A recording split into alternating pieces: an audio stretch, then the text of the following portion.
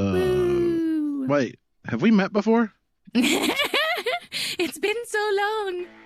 Oh, now recording. Yes. Reunited and it feels so fine. Welcome back to... I can't even remember the name of our podcast. It's been so long. Something to do with unofficial Minecraft, something or other. Episode 34. We're back. We're here. We're a bit late. We're recording on a Sunday. And believe it or not, President.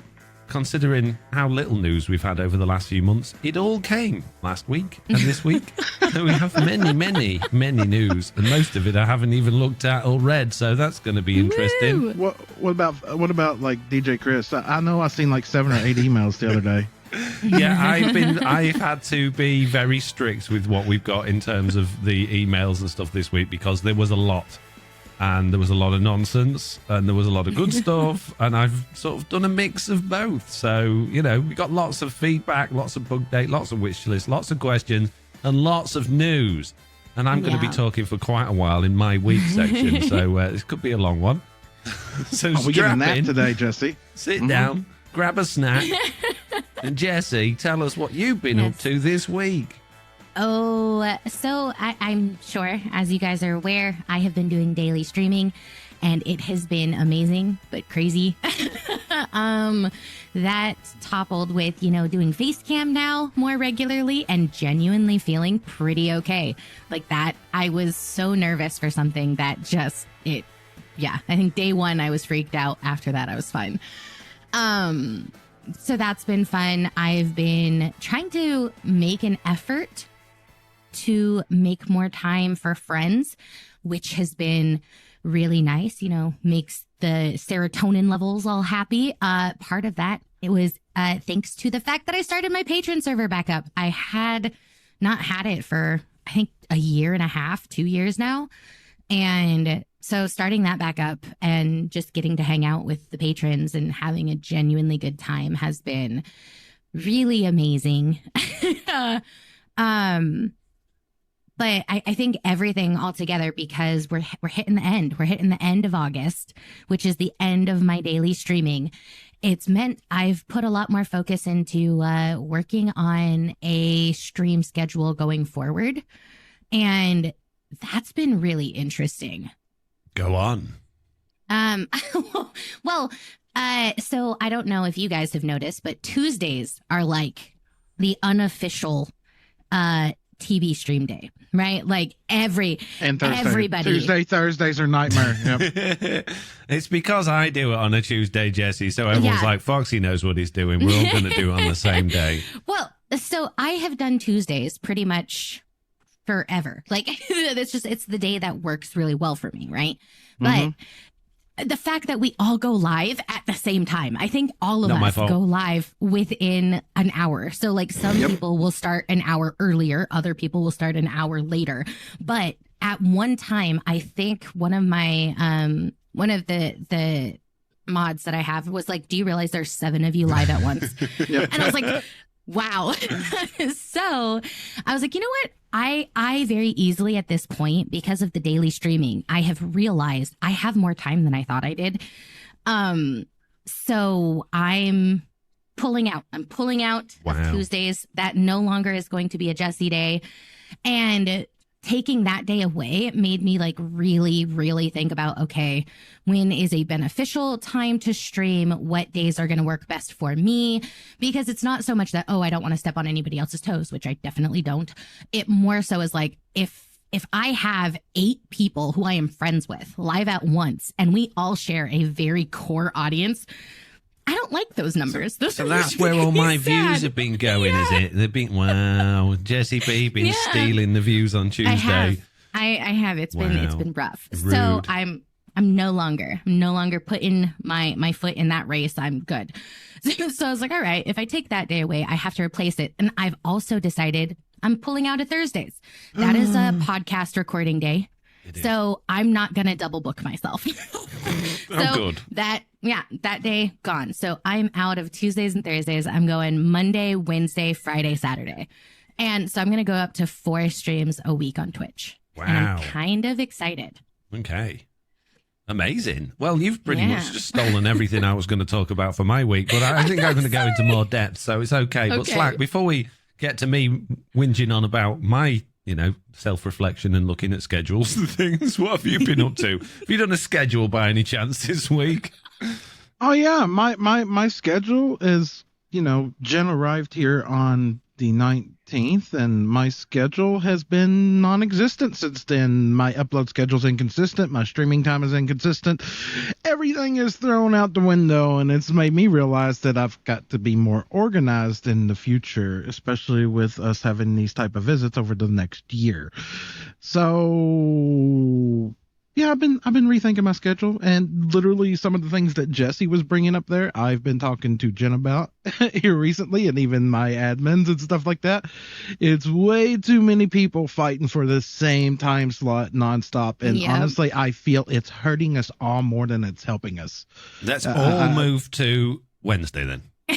Everybody goes live on Wednesday. Sounds like a plan. Yeah, I'll go live at 7:05. Foxy, you'll go live at 7. Yeah. Jessiie, you want to go live at 7:10, and Jen, you want to go live at 7:15? That sounds good. Yeah, excellent. Yeah, there we go. Cracked it. Tuesday solved. Yeah, that's gonna be the official podcast stream day now. So we're gonna have 2 separate ones. It's gonna be great.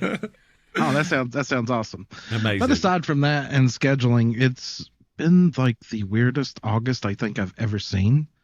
Usually August at this time of the year, the last few weeks, it's usually 100 plus every day. And we've had weather that's been like in the 70s. It's been beautiful until today. This morning I walked out the door to take the dogs out, and the sky opened up and said, summer has returned. So now I'm hiding inside again. Mm-hmm. Fair enough. Evil. The heat. Oh, it's pure heat wave. You should. Oh, Foxy, I'm sorry, but Jen's from the UK, just like you. Mm-hmm. And it's funny every time we go out and it's a warmer day, like I walk out the door and I just casually walk, and she walks out the door and she's just like, you can just see it. She just hit with this wall of heat, and she's like, it's hot. I'm like, this is like an 80-degree day. This is a great day. Yeah, sure. You still want to move? Yeah, like she hasn't walked outside yet today. I guarantee you, it's 105 out there already today. It's bad. It's bad. Yeah, good talk. All right, Foxy. Your week. Well, I'm going to start with, obviously, I went away. We went on our summer holiday to Cornwall, where it was cold and wet compared to at home, where it was 27 degrees and solid sunshine. In Cornwall, it was about 19 and raining. So that was a nice break from the heat we've been having. It was really good. We did a lot of activities with the kids, paddleboarding, bodyboarding. We took Oliver to an adventure park. We went to a monkey sanctuary. So that was really good fun. Had a great time. Really nice to see the family, and I would say relax, but because I work from home and I pretty much live at home most of the time on my own, that's really relaxing. Whereas you go on holiday and you suddenly got all of these activities to do, and you're entertaining the kids 24/7 and you're with family, so it's quite hectic. So it's nice to come home and relax a little bit. But no, it was really good, so I enjoyed that. But when I got home, I decided it was time to do a little bit of self-reflection in terms of where am I and what am I doing? Obviously, as you both know, I've taken quite a bit of a lull over the last few months with content, and obviously financially that's starting to show. And I'm starting to not panic so much, but worry a little bit of what's coming around the corner with all of these panics about, utility crises and all that sort of stuff. And it occurred to me that the majority of my income, which I'm incredibly thankful for, it comes from basically charity. It's people pledging to my Patreon, people subscribing to me on Twitch, which is all incredibly generous, and I absolutely love it. But all of those, all of those people are going to be feeling the squeeze too soon as well, to a certain extent. Yeah. And I don't want to think that anybody that is subscribed to me on Twitch or YouTube or Patreon is putting themselves out of pocket, because it's going to, life's going to be difficult for everybody, not just the UK, but the US as well, to a certain extent, with all of the recession stuff that's looming. So I did a lot of maths. I got a spreadsheet and I decided to look at all of the things I do, because as you both know, I do many things. I don't just do YouTube videos and Twitch. And I looked at all of the things that I do, and I worked out on average how much each one of those things earns per hour. And by doing that, I could then make a clever little bit of spreadsheet that told me how many hours per week I should put into each one of those things. And would you like to know the results? Sure. I'm scared. Okay. So Streaming is going to be the best, I bet. YouTube video, well, it would be for you. YouTube videos, I earn on average on my main channel around about £3.75 per hour's worth of work put into each of them.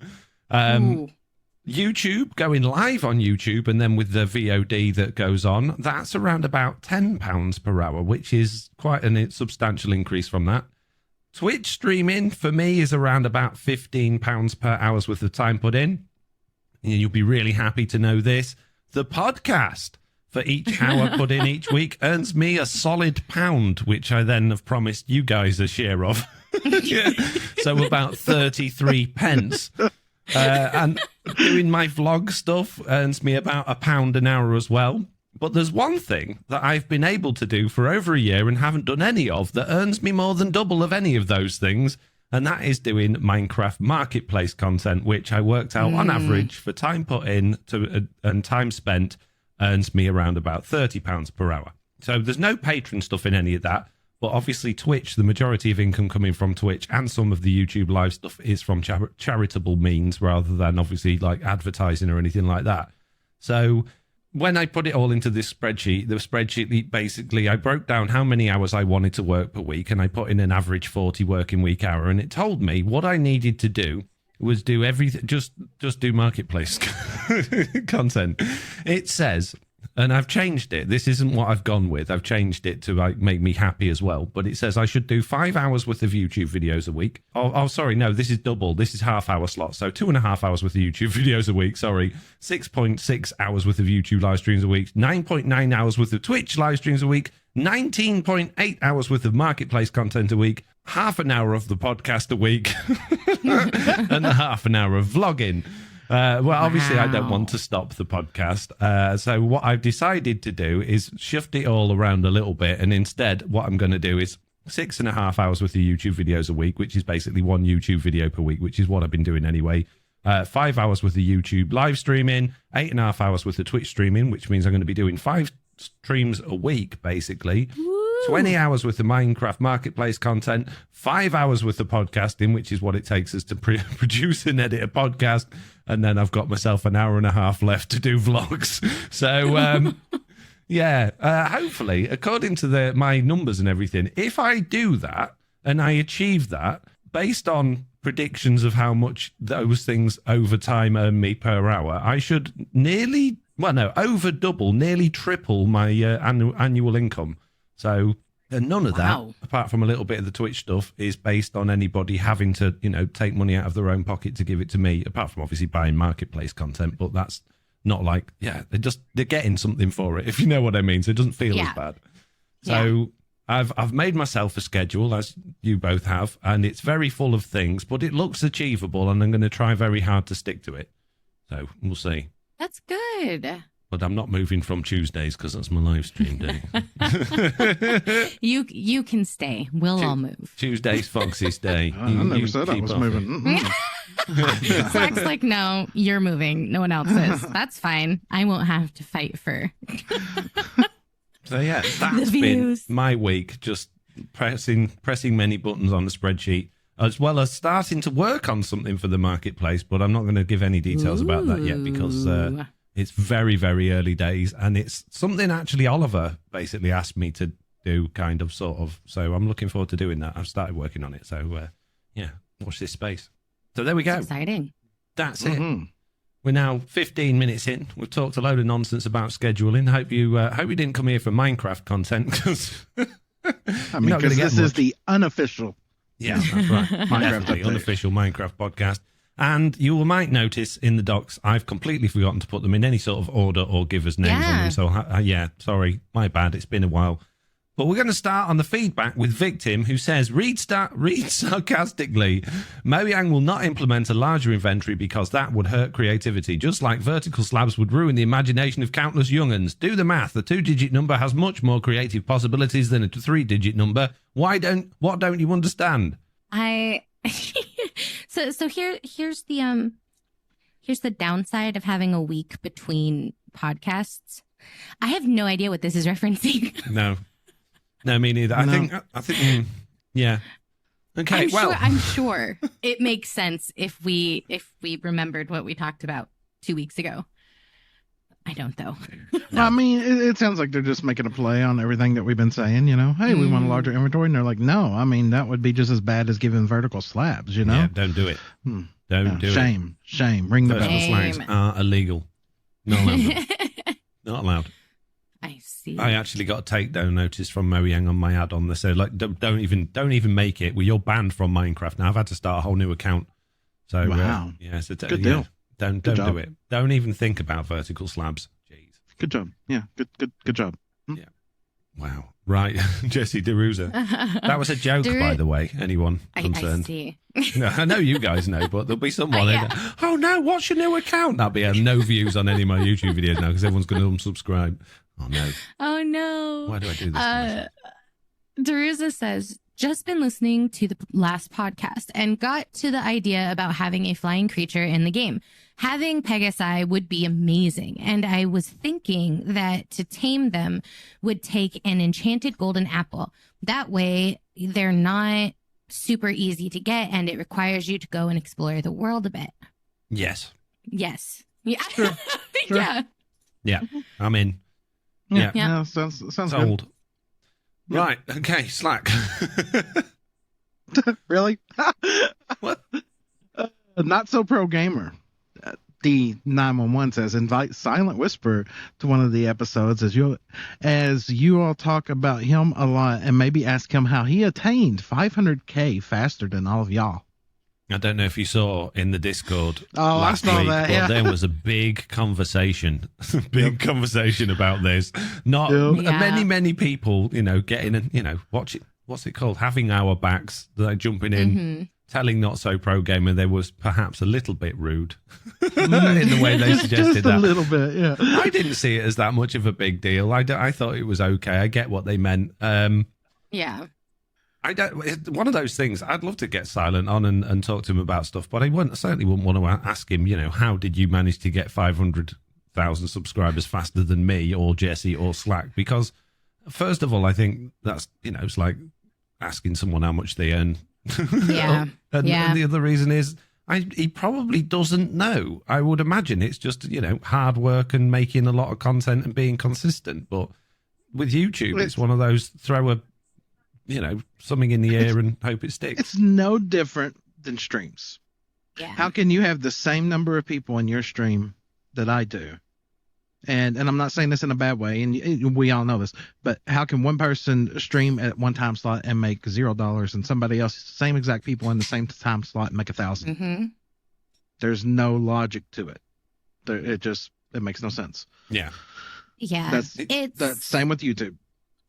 It makes me like I think when I think I responded and said something along the lines of like shut up, leave us alone. I'll get there one day. Oh my goodness, no. Basically, just I find how many subscribers he has to be like one of the least interesting things about Silent. So if we invited Silent, I would have so many other questions. Like I would be like, he started so young. How has that changed kind of his perception of where he's going in life? Like, I would be really interested because he's a baby still. And how do you know how old he is? I didn't think we knew how old he was. He's mentioned. Really? Oh man! Yeah. Conversation. Oh jeez. Yeah, he never said a number, and so I won't. Yeah, he never specifically said a number, but he said that him and Tiz are the same age, and Tiz has said how old he is. So I then in turn know how old. Okay. Yeah. Wow. So there you go. It's because he's young. Yeah, he's super young, and so like there's just so much I would ask him that I would just be genuinely fascinated by. And his subscriber count is just not one of them. So, yeah, personally, totally agree. But silent if you're listening, which you probably won't because you're probably busy making YouTube videos and getting many, many subscribers. But if you are, feel free to pop in one day and join the podcast. You're very welcome. Mm-hmm. The next piece of feedback is from Samson S. And I don't know whether it's a UK thing that I've read this differently. Now, I've read this in full and it's a nice piece of feedback. When I first read it, I thought it was a very angry piece of feedback because there's a phrase he uses, or they use, that you would normally use in the opposite situation. And I'm going to read it, and it says, "Hello, happy, grumpy, and angry. You can work out who is who, I'm sure. I've been listening to the Minecraft Update official podcast since the beginning, and I have to say, you peeps need to get over yourselves." So you normally say that to somebody when someone's being big-headed and bragging a lot, and you're like, just get over yourself, right? Yeah. Yeah, but... Yeah, but it could be just get over your mental, like your blocks. Exactly, of thing, right? and that's what it is in this particular circumstances. So I read that, I was like, oh no, what have we done to upset somebody? But no, it says, the show's good, really good. Your honest and open delivery is refreshing and engaging. It sounds great, it's funny, moving, and above all, holds its own against any other podcast I've listened to over many years, including the Sport Chunks, although Pixie's voice is like a silk glove caressing my ear, and Foxy's not so much. You may think you can't attract special guests and you need more time to grow and mature, but you're already there in spades. Good work, peeps, Samson. So, yeah, very, very amazing. Nice. Apart from my grating voice, apart from that, it's, overwhelmingly lovely piece of feedback. I have to turn the volume down on my computer to like 30% when we get in chat together because your voice is so grating. So thank you. Yeah, I think that's amazing. We all have those, like, we're not good enough, we're not there yet, but and it's nice to know that some of you think we are. So, but we'll get there when we're ready. Enemy. Pirate Danny says, "You are missed. I had been refreshing iTunes all morning. I checked the Discord only to be reminded that there is no podcast this week. Friday, ruined. Just joking. I'm just going to listen to the Spawn Chunks instead." Oh, wow. Hurts. Wow. Enjoy Pix's silky glove caressing your ear for a week. But make sure you come back. Yeah. Don't come back. Don't come back at all, Danny. No. Fired. Pirate Danny, you're about to get boarded. Just saying. Keen here says, finally caught up on the podcast. Always fun to listen to whilst doing other things, especially any AFK, console player, LOL. Learn lots about Minecraft as well as you all being content creators. Fantastic ambassadors for the Bedrock platform. Don't ever stop, please. Wow. Well, that's another very nice why can't more people be like that, right? Yeah. Lovely. Danny up there can just, take some advice from Keen. Just putting that out there. Yeah. Feedback should be basically, wow, you guys are amazing. You're better than anything else I've listened to, and I refuse to listen to any other podcast because yours is the best. And that's all we need. How much do you charge an hour to have you walk around and say that to me just nonstop? I mean, yeah, right. I need a motivational emails.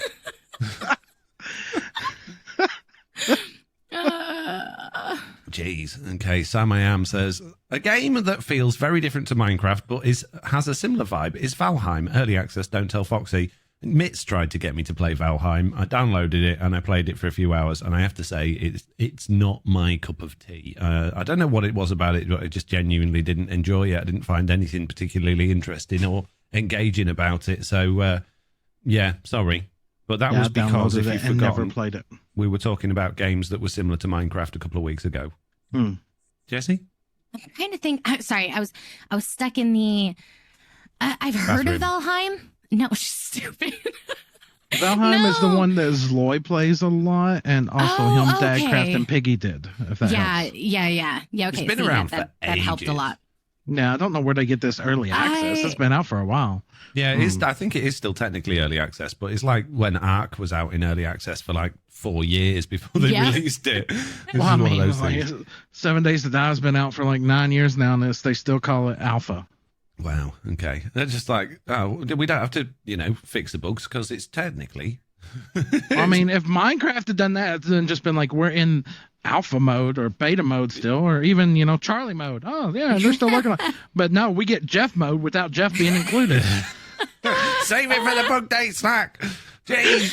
Oh, my goodness. Yeah. Sorry, Jessie, we cut you off there. What was she saying? No, sorry. I was just trying to remember what game it was, but now that you pointed out, it never really like called to me. Like I watched other people play it, but it just wasn't something I was interested in. But I was watching your playthrough of Ark, or your server, whatever you were doing. Was you like how he stole our idea, right? Right? We said open up a server, and he immediately opened up a server. And then he just does it. And I was like, wow, cool. We didn't get an invite. Yeah, no. I might have bought the game to join you, but I haven't opened it yet. I was testing it. It's not open. Okay. I said I would open it when I got back from my holiday. However, I am having second I thought we were going to have a truly Ark server. I didn't know it was going to be truly Foxy. Yeah. Wow. It's a little sad. It's not just for me. Yeah, I forgot that on a server on Ark, it's always running, and basically it's not like Minecraft when the chunks are unloaded, stuff stops happening. An Ark requires you to basically be logged in or log in all the time, because if you got dinosaurs or food spoiling in your fridge or anything like that, it'll only last a few hours and then it's gone. And that, if all the time the server's on, those timers are ticking down. So if you don't go on for a day, when you next go in, probably all your dinosaurs have starved to death and all your food's gone. And that kind of put me off when I remembered that. But Jack and I started a server with just to test it, and then Jack and I were playing on it for a bit, and we had some problems. Basically, he came over to where I was situated, and I may have upset a brontosaurus and it killed all of my dinosaurs, and then I was blaming Jack because I thought it was his fault. So wow. So the little one. Good job. I would like to do it, and I still really want to play it, but now that I've been sort of panicking about all of this scheduling stuff, I'm not 100% sure if I'm going to have the time to do it. But if people genuinely want to, then I will. But if they don't, then I mean, it just costs you maybe £10 per hour out of your pocket to play it. I mean, that sounds legit, right? Oh, yeah, that's about right. Yeah. Yeah, definitely. I mean, if I could do that as like my Wednesday stream, but I'd have to literally be like our hardcore server with Mitts every Wednesday. I'd be starting again because everything was dead.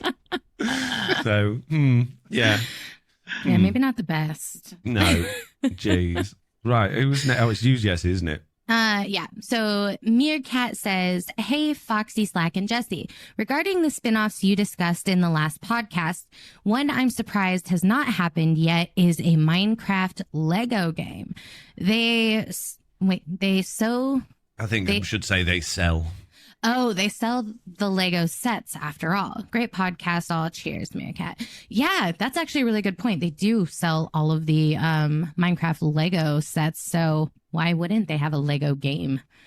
I think the reason I've been thinking about this, and I think the reason is, and I don't want Mo Young to hear me, but I think it's probably because Lego make really good games. And if they made a Minecraft one, Mo Young would be like, oh, it's better than ours. So,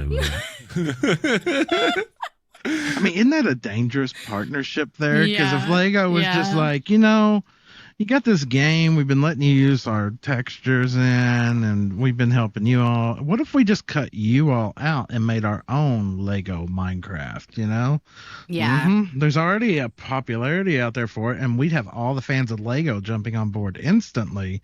To be fair, they did try open up. Is it Lego Worlds that they brought out a few years ago, and it was a bit of a flop. And it was basically kind of Minecraft-ish, but it turns out building with Lego blocks in like a virtual environment is quite fiddly and difficult.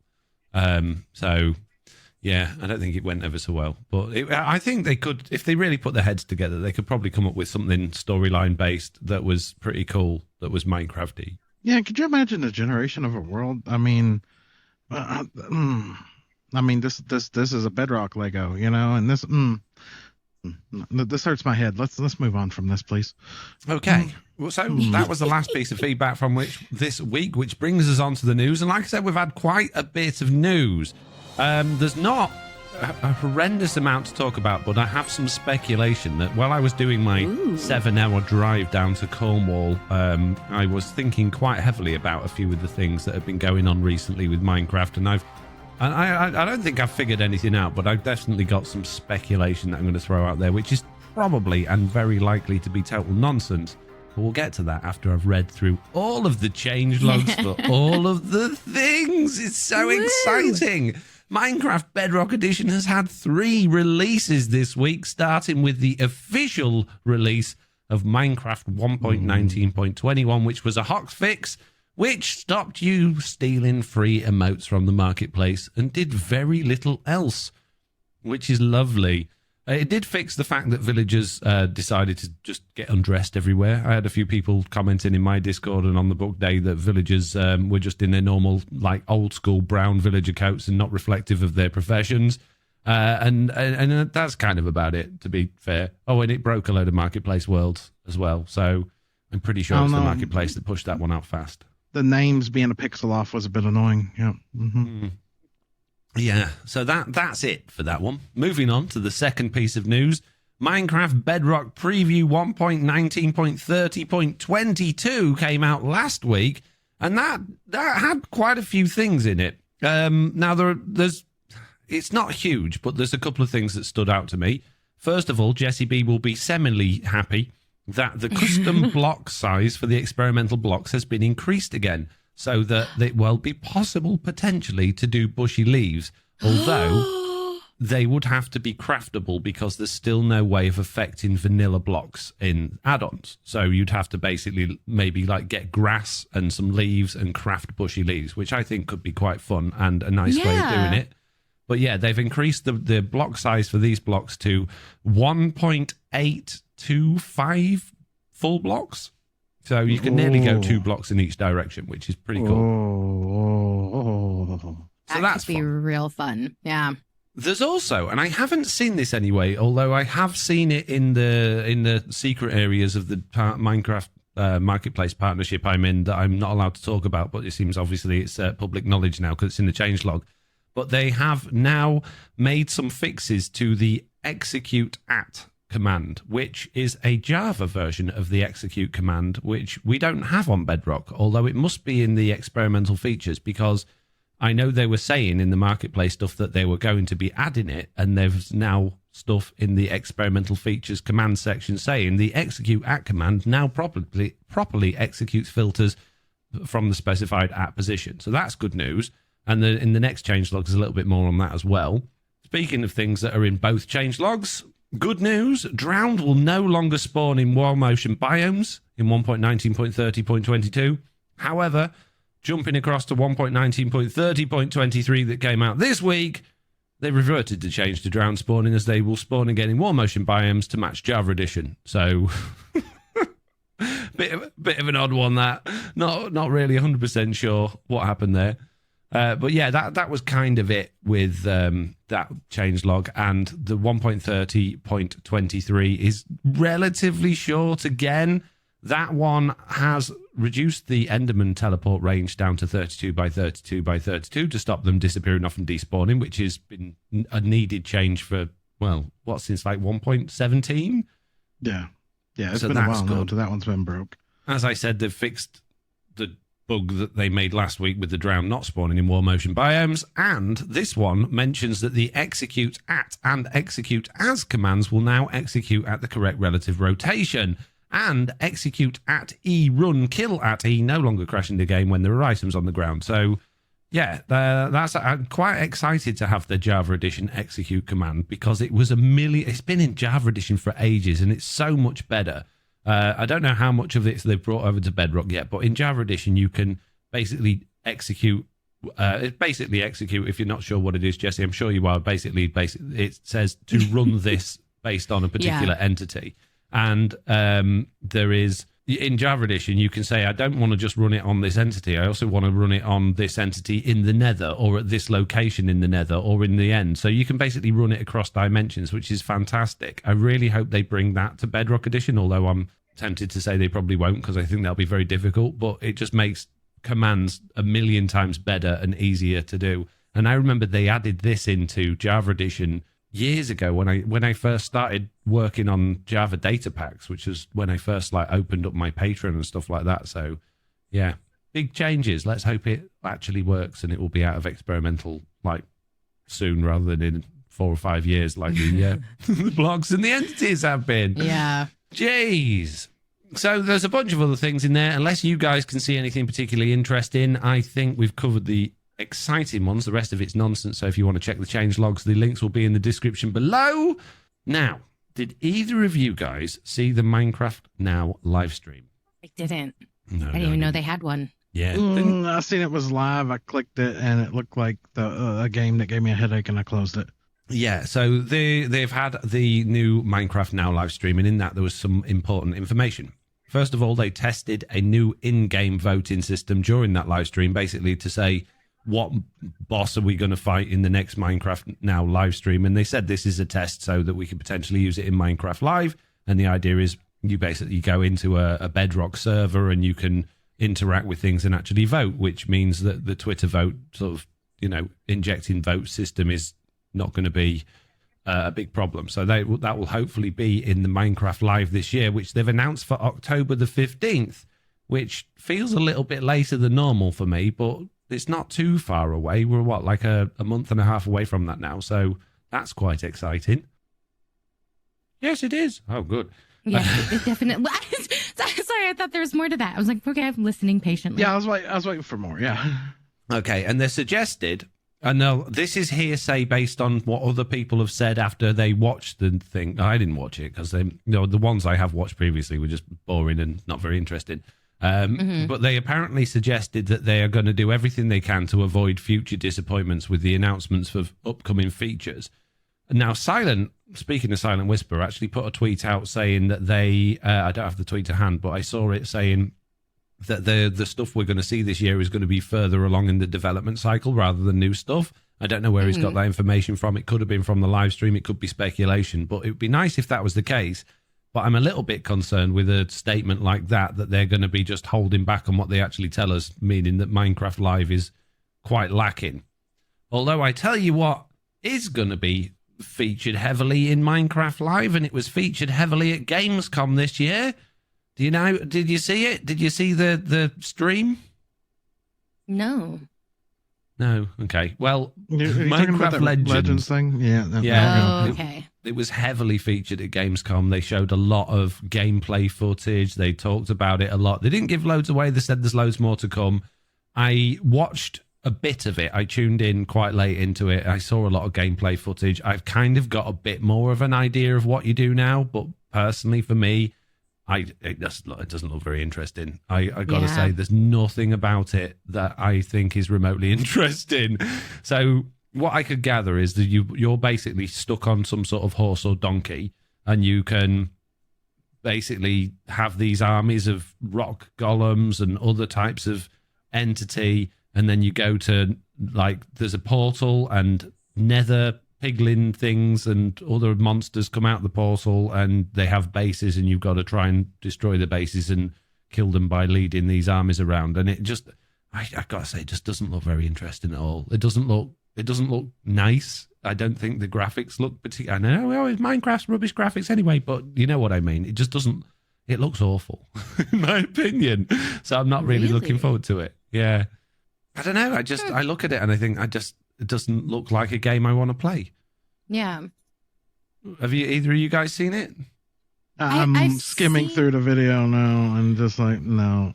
I've seen bits of video that I've had people show me clips of, and I'm not interested personally. No. It's not something that I think is for me. But that's all. It's not something that's really in my wheelhouse. No, it seems like a really bizarre route for them to have gone down as a Minecraft spin-off. I don't know, because it's not like it's in even a particularly popular game genre, is it, that they've gone for?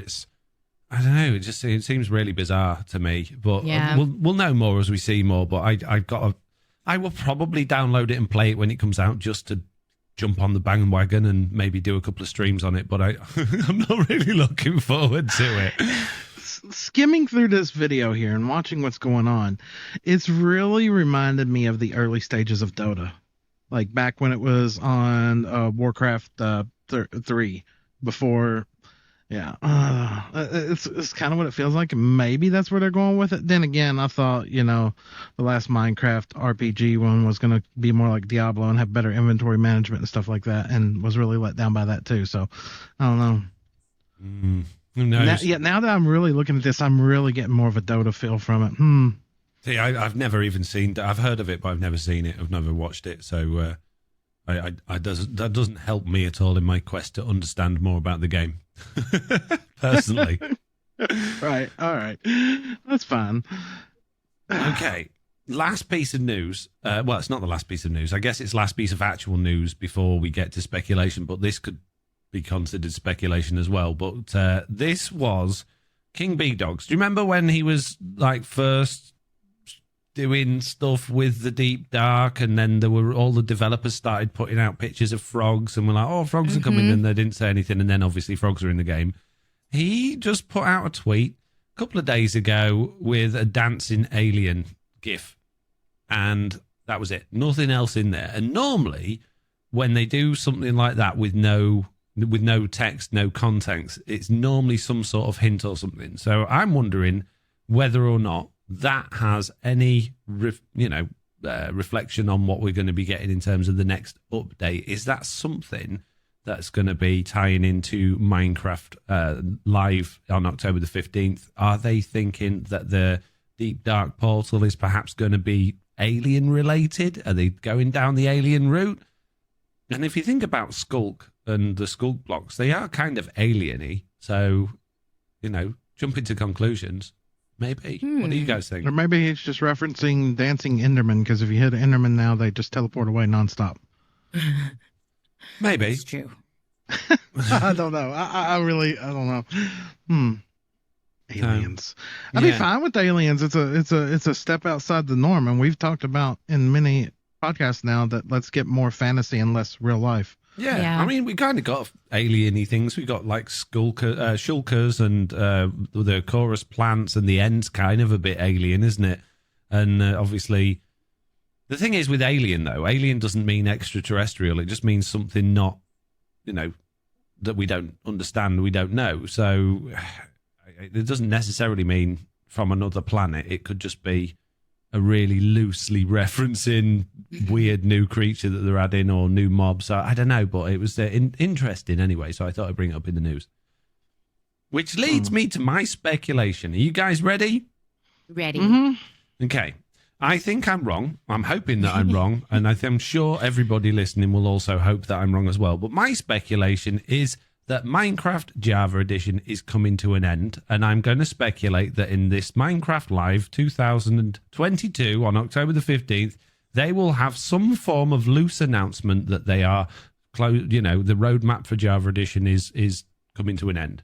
And the reason I think this, or there's several reasons I think this.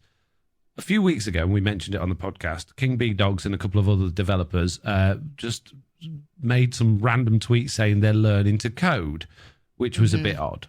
They've also talked about the fact that the Java Edition developers have been working on Bedrock Edition code and learning to do C++. Some of the Java devs have also been saying they've been spending a lot of time working on Minecraft Legends. And if you look at the amount of developers from Mojang that have been tweeting about Minecraft Legends rather than anything to do with Minecraft, that should give you a good idea of where their heads are all at the moment.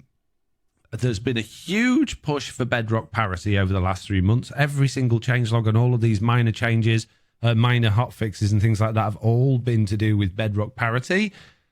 And I can't help but think that if that's the case, what are they actually doing on Java Edition at the minute? And why and what? I don't know. I just I've got this gut feeling that the time is up for Java Edition. Not now. I don't think it'll happen this year, but I think they will announce something at the live to say that they're coming to the end of the road with it, and maybe 1.25 will be the last Java Edition update or something like that. They'll give us some time to adjust, but I think they'll start putting that idea in our heads soon. What do you guys think to that, Jessie? So I had noticed that I haven't seen very much interaction. Maybe interaction's the wrong word, but I haven't seen very many announcements and stuff that of what people are working on in Java, because it has seemed very vocal what they're working on in Bedrock, what they're working on in general. And it just seems like Java hasn't gotten a lot of love. I don't know that means they're getting rid of Java, but I have noticed that it isn't as relevant as it has been in the past, because very often, they talk about, oh, this is what we're working on with Java. This is what we're doing. And it just seems kind of radio silent right now. Yeah, they've done nothing other than put in this new chat system. And obviously that upset everybody. And that it took them went so absolutely well. months to get that out as well. It took, how long did it actually take them to do what I think must have been I'm not a developer, I'm not a games developer, a relatively simple-ish process to go through that took forever. Were they just delaying that, waiting for community feedback, even though they were like, no, we're going to do it anyway? Or is it just because there's less of them working on Java Edition now, and they're putting less time into Java Edition? It's like, what do you think? Well, you remember here, what was it, 2 years ago? Flash came to an end, and before that, every kind of game you played online that dealt with online stuff dealt with Flash, especially through web browsers and stuff like that. Now, my thinking here could be a little bit off, and it could be crazy, and somebody could call me just straight up dumb, but Flash died. It lost official support. Will Java, and I'm not talking about Java Edition, I'm just talking about Java as a whole. Yeah, in general. Is it a dying programming language? Is it getting replaced? Is it slowly being phased out? And if so, does it have an end date? When will be the day where people are like, nope, that's it. We're not using Java no more. We're switching to this.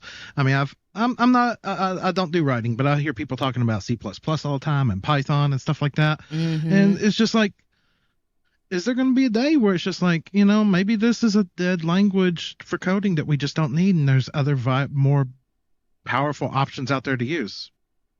What do you think, Foxy? Because I know you do a bit on the coding side.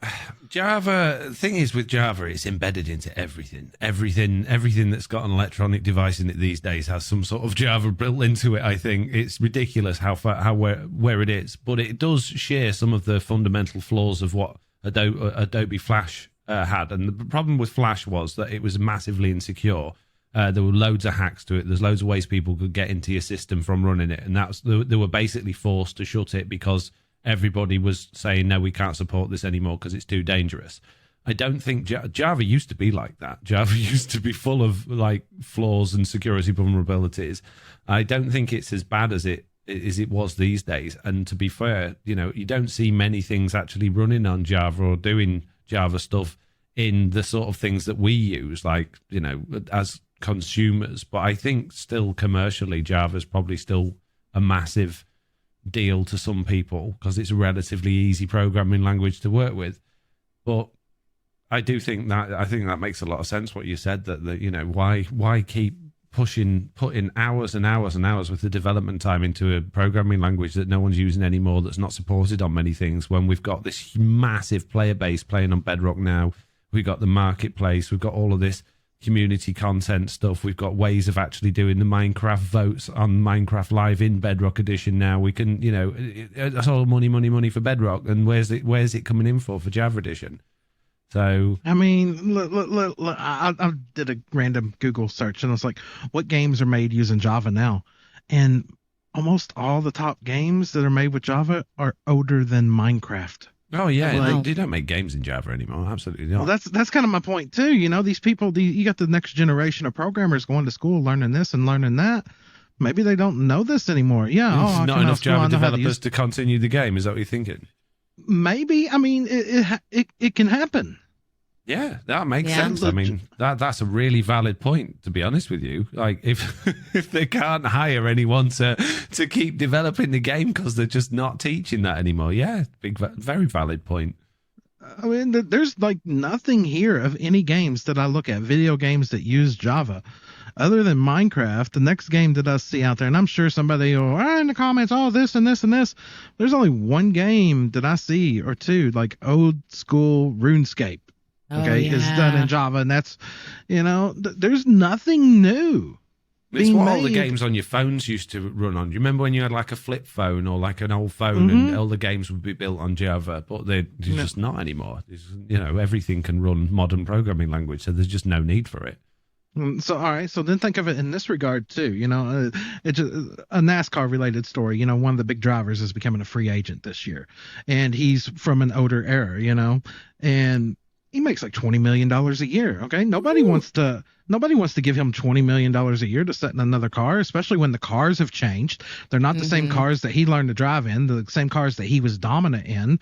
It's a totally different beast now. Now you take somebody who's been writing the game in Java for 20 years, and all of a sudden they're like, well, I don't need to pay you this salary when we don't use that type of car no more. You don't drive on that type of track no more. This is what we do now, and this is what we use. You want $20 million to do this? Get out. We'll pay somebody else and do this over here where we got 50,000 people in school learning it. Yeah, that's a good point. I mean, if there are, I can't imagine there's a shortage of Java developers just yet, but if there is, then the people that are developing it are probably going to be older and probably going to be more likely to be demanding higher salaries for being, relatively useful. And let's look at all the new people they've brought in over the last few years. A lot of young, how do I say this without sounding wrong, babyface developers. Oh, yeah. Fresh out of school. Yeah. Yeah, so, it costs got to be a big thing on their mind. And I know it's easy to go, well, it's Microsoft. They've got trillions of dollars. Yeah, but they have that because they don't waste it, because they don't want to spend it. They don't throw it down the drain for no reason. Making money, save it, don't spend it. Microsoft have no, they don't care with which version of Minecraft you want to play on or which one you like or which people you watch on YouTube the most, unless it is genuinely hitting their bottom line. And I think it's probably getting to a point now where the scales have tipped so much towards Bedrock Edition that they're honestly thinking, is it going to make that much of a difference to our bottom line if we, if the hermit crafts and the side crafts go away, is it going to hurt us that much? I don't think it will. No, I don't think it hurt Microsoft back pocket at all. I think the day of it hurting has passed. Yeah. I agree. Before Microsoft maybe took it over, or maybe at the beginning, had you lost somebody big like the Hermitcraft or SideCraft, you might have influenced it then. But they got all the free exposure from them that they needed. I think part of that being really telling is won't name names and stuff, but like how mad people got with the whole chat thing, right? I saw countless messages, countless tweets, countless whatever of people being like, they didn't listen to us. Like we told them we didn't like this. We told them this was bad, and no one listened. No one listened. How do you remember the days when Java creators could just pitch a fit and they would revert things? Yeah. I think that tells you all you need to know. So do I think Java is going anywhere anytime soon? No, I think it's still going to be around. I think it's still useful enough that it's okay. But are its days numbered? Yeah. I think its days are definitely numbered. I don't think they're going to keep throwing money at something that, like you said, it's not becoming more relevant. It's becoming less relevant. So they're going to keep putting money into Bedrock. They're going to keep putting money into side projects like this new Minecraft game. And that's just the way of the future. And I don't think that's a bad thing necessarily. It's just, it is what it is. Yeah. People move on. I mean, and I'm not saying this in a bad way. Where's Mumbo right now? He's taking a break. People move on. He is loving his life right now. I follow him on Instagram. I'm like, wow, he's so active. Things change. A couple of things to consider from that is that obviously from Minecraft's point of view or Mojang's point of view, they're going to be shouting pretty loudly towards Microsoft saying, if you close Java down, it could kill Minecraft, because I think there would be enough of a stir still in the community from the people, from the players that do watch and play Java Edition, that it would have a massive knock-on effect. And I think you would see a lot of the influencers in Minecraft just like really moving away and taking a lot of the community with them. So there's still that worry.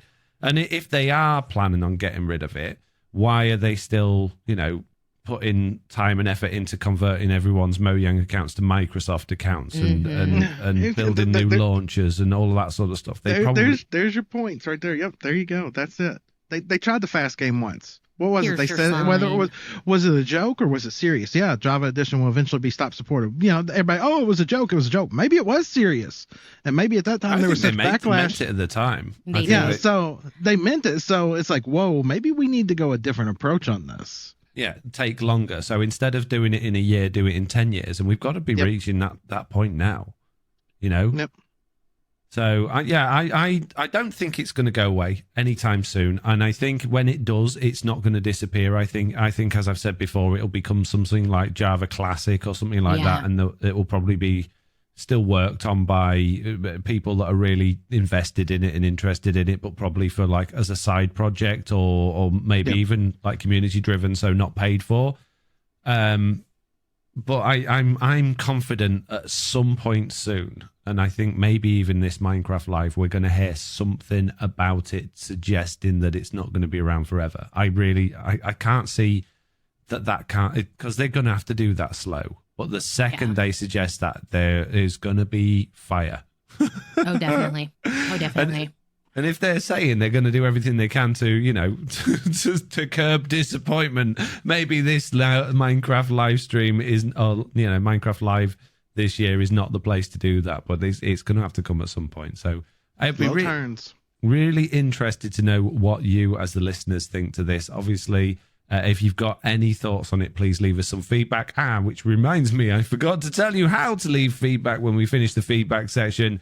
If you want to leave feedback, then send an email to news@theminecraftupdate.com and put feedback in your subject line, or fill out our handy online form you can find on the minecraftupdate.com website, or join our Discord. And the links are in the description below, and leave it on there. But yeah, I've been very interested in other people's thoughts and opinions on this, because you'll have all seen things I haven't, and I would like to gather all of that data and know. Please. Thank you. Right, guys, that's the end of the news. We are 1 hour into the podcast, and that takes us swiftly into the bug date. And I can see this week Minecraft has been a bit of a problem for all of us, and we all have bugs. Oh, yeah. Minecraft 1.19.20 and .21 has not been our friends as server runners. Jessie, what's been your problem? What's been bugging you this week, Jessie? So you know how I was like, oh yeah, I started my Patreon server. That happened. Good time to do it. Yeah, perfect time. Yeah. It happened last week, and within the week it's been up, I have had my server crash about 8 times. Yeah. No, that's all? Just 8 in a week? I mean, obviously not many players on Jessie. So. Wow. It hurts. It hurts. I think it's crashed going to the end twice, and it's crashed basically when more than one person goes through a portal. Like if another portal, another portal. So that has been an issue. So everyone has to be like, okay, I'm going into the nether. No one else go in. So yeah, it's been fun. Slack, what's been bugging you this week? Portal crashes. Yeah, we reset our patron server, and then 19.20 comes out, and it's just like, here, let me just wreck your whole server, make nobody want to play Minecraft. Good job. Yep. Well, interestingly, guys, what's bugging me this week is that I started a new fantasy community server, a bit like my medieval one I did a while back. And then 1.19.20 came out, and it's constantly tell us what's going on. What do you mean it's crashing? Crashing? How? Yeah, well, for some reason, when people go through portals and nether portals, it just crashes, and I'm getting a lot of complaints from people. They're not very happy. Jeez. Good job, Bedrock Edition. How do you keep... It was so smooth for so long. Like 1.18 to 1.19.10 was a delight. And then they were like, no, we can't have this. We cannot. Well, this hotfix must have been made on like 1.16 code or 1.17. Yeah. We need to go back and find the last one that had portal crashes, and that's the code base that they were on when they made this update. Yeah. Oh, man. Oh, geez. It's very frustrating when it's stuff like this. But what I would say is if you've got a server and you're running it, then in 1.19, they introduced a new thing called telemetry. I can't remember what you call it. But basically, if you enable that, that will actually send all of the crash data over to Mojang so they can find that there are problems and deal with it. You have to enable that in your server's properties. I would suggest doing it so Mojang are actually aware of it, because generally speaking, when there are crashes to that scale, they do act relatively quickly. So if either of you enabled it on yours. I didn't even know it existed, so I'm guessing no. I'd have to ask T-Man. I don't. I haven't done it on mine yet either, but but I would suggest we all do. We're so good at this game. Feels like just give us your money and deal with the problem. I mean, what? Wow. Wow. Okay. Getting crashes, maybe you shouldn't play Minecraft. Yeah. Have you tried a different game? Have you tried Java Edition? It's not going to be around long, but it might just be a bit better than what you got. Yeah, we got Ark, we got Valheim. Yeah, just saying. Okay, so from what's bugging up from what's bugging us to what's bugging the community, and we've had a few this week. I haven't included them all because a lot of them were having problems with servers. JJ1109 says, just watch Foxy's bartering farm video. I've had exactly the same issue with them not picking up gold. Apparently it's due to them standing on a non-full block. This is a bug report I found. I ended up just standing them on a solid block and running a hopper minecart on to collect it. Before I did this, 5 out of 6 ingots ended in my storage system instead of being traded. Now, you've mentioned this to me before, Slack, that piglins don't like being in a non-full block. But I also got a lot of people in my comments telling me it was because they have an 8-second cooldown after having an ingot before they can have another one, which I think is total nonsense because they'll pick up another ingot as soon as they drop one. So, yeah, that's nonsense. Yeah. The bug report that I seen when I moved the dispenser, I think it was directly above them. It worked just fine. It was just broken. Oh, so you putting the dispenser above their head works? Okay. Yeah, and they gave them, instead of a 1x1 hoe, a 1x2, because apparently that was a bug with it too. Yeah. Really? Great. I didn't know that. How handy. Well, whatever. I'm just getting lots of free gold back in my in my barter chest, so it's nice to see. I'm getting gold from my piglet and my bartering farm. It's lovely. Jeez, Jessie, what's Softboy's problem? Softboy says, I can't for the life of me find the Jira link, but it's a known bug. You can't open blocks UI when it's being redstone ticked. I have a basic comparator clock against a dispenser and cannot open the UI until I spam click it and get it between ticks. Yep. As the resident, I don't know redstone. It's really annoying.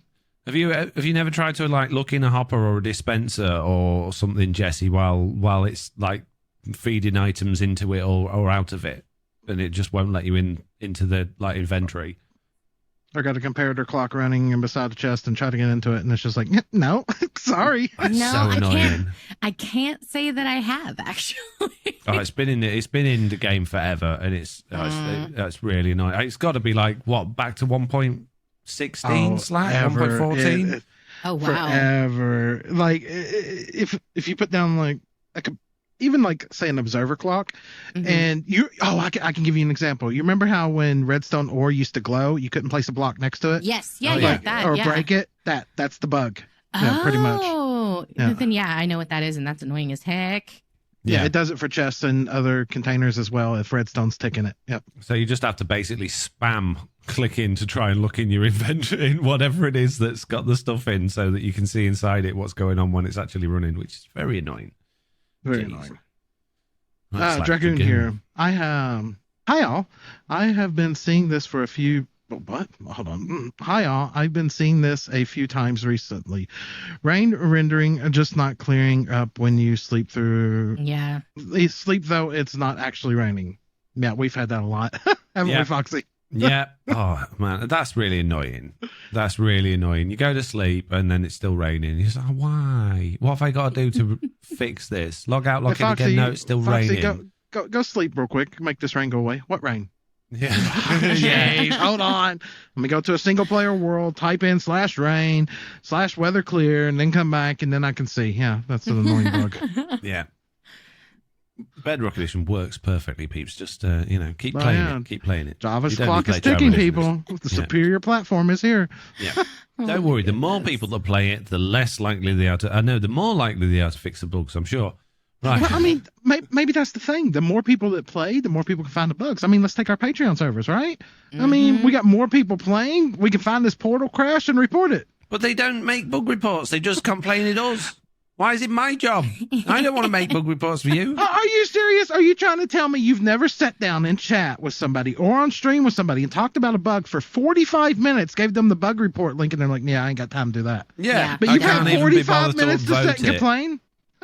Yeah, but I'm not going to If you find a bug when you're playing on our Patreon servers and it's annoying you, find the bug report and upvote it and let us know what the bug report is. If there isn't one, make a bug report and send us the link, and then we can all upvote it. And then we can all have a better time. But if you can't be bothered to do that, then I can't be bothered to restart the server for you.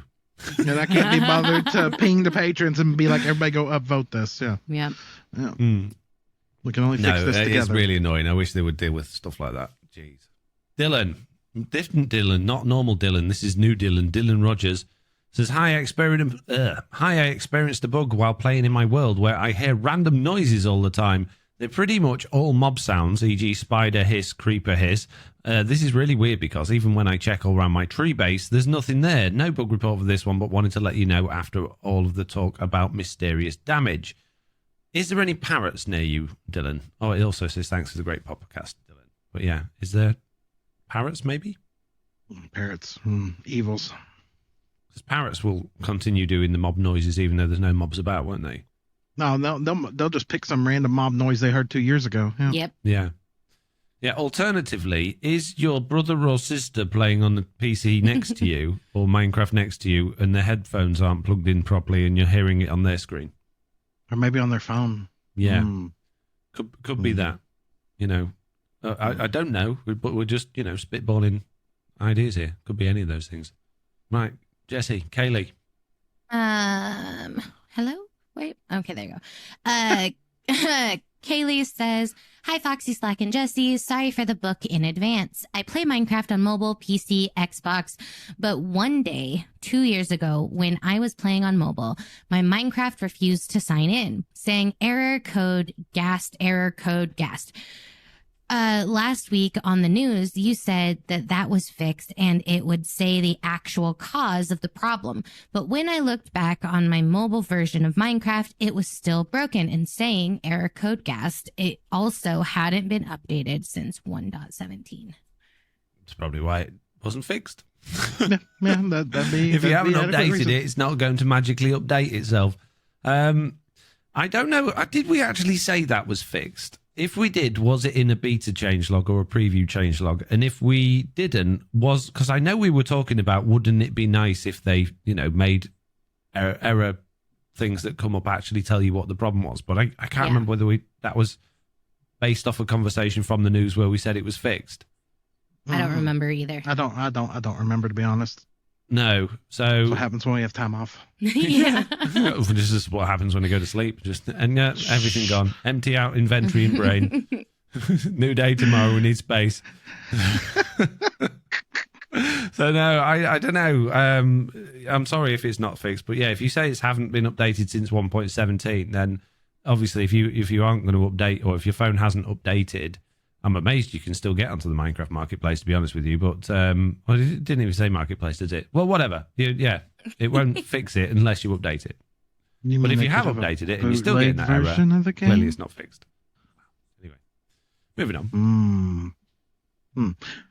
Mr. Balrog, apparently they haven't fixed the lost entity entirely yet. The bug report is still open, pruning will still be required, and they haven't tagged the fixed version for the current stable 1.19.20.2.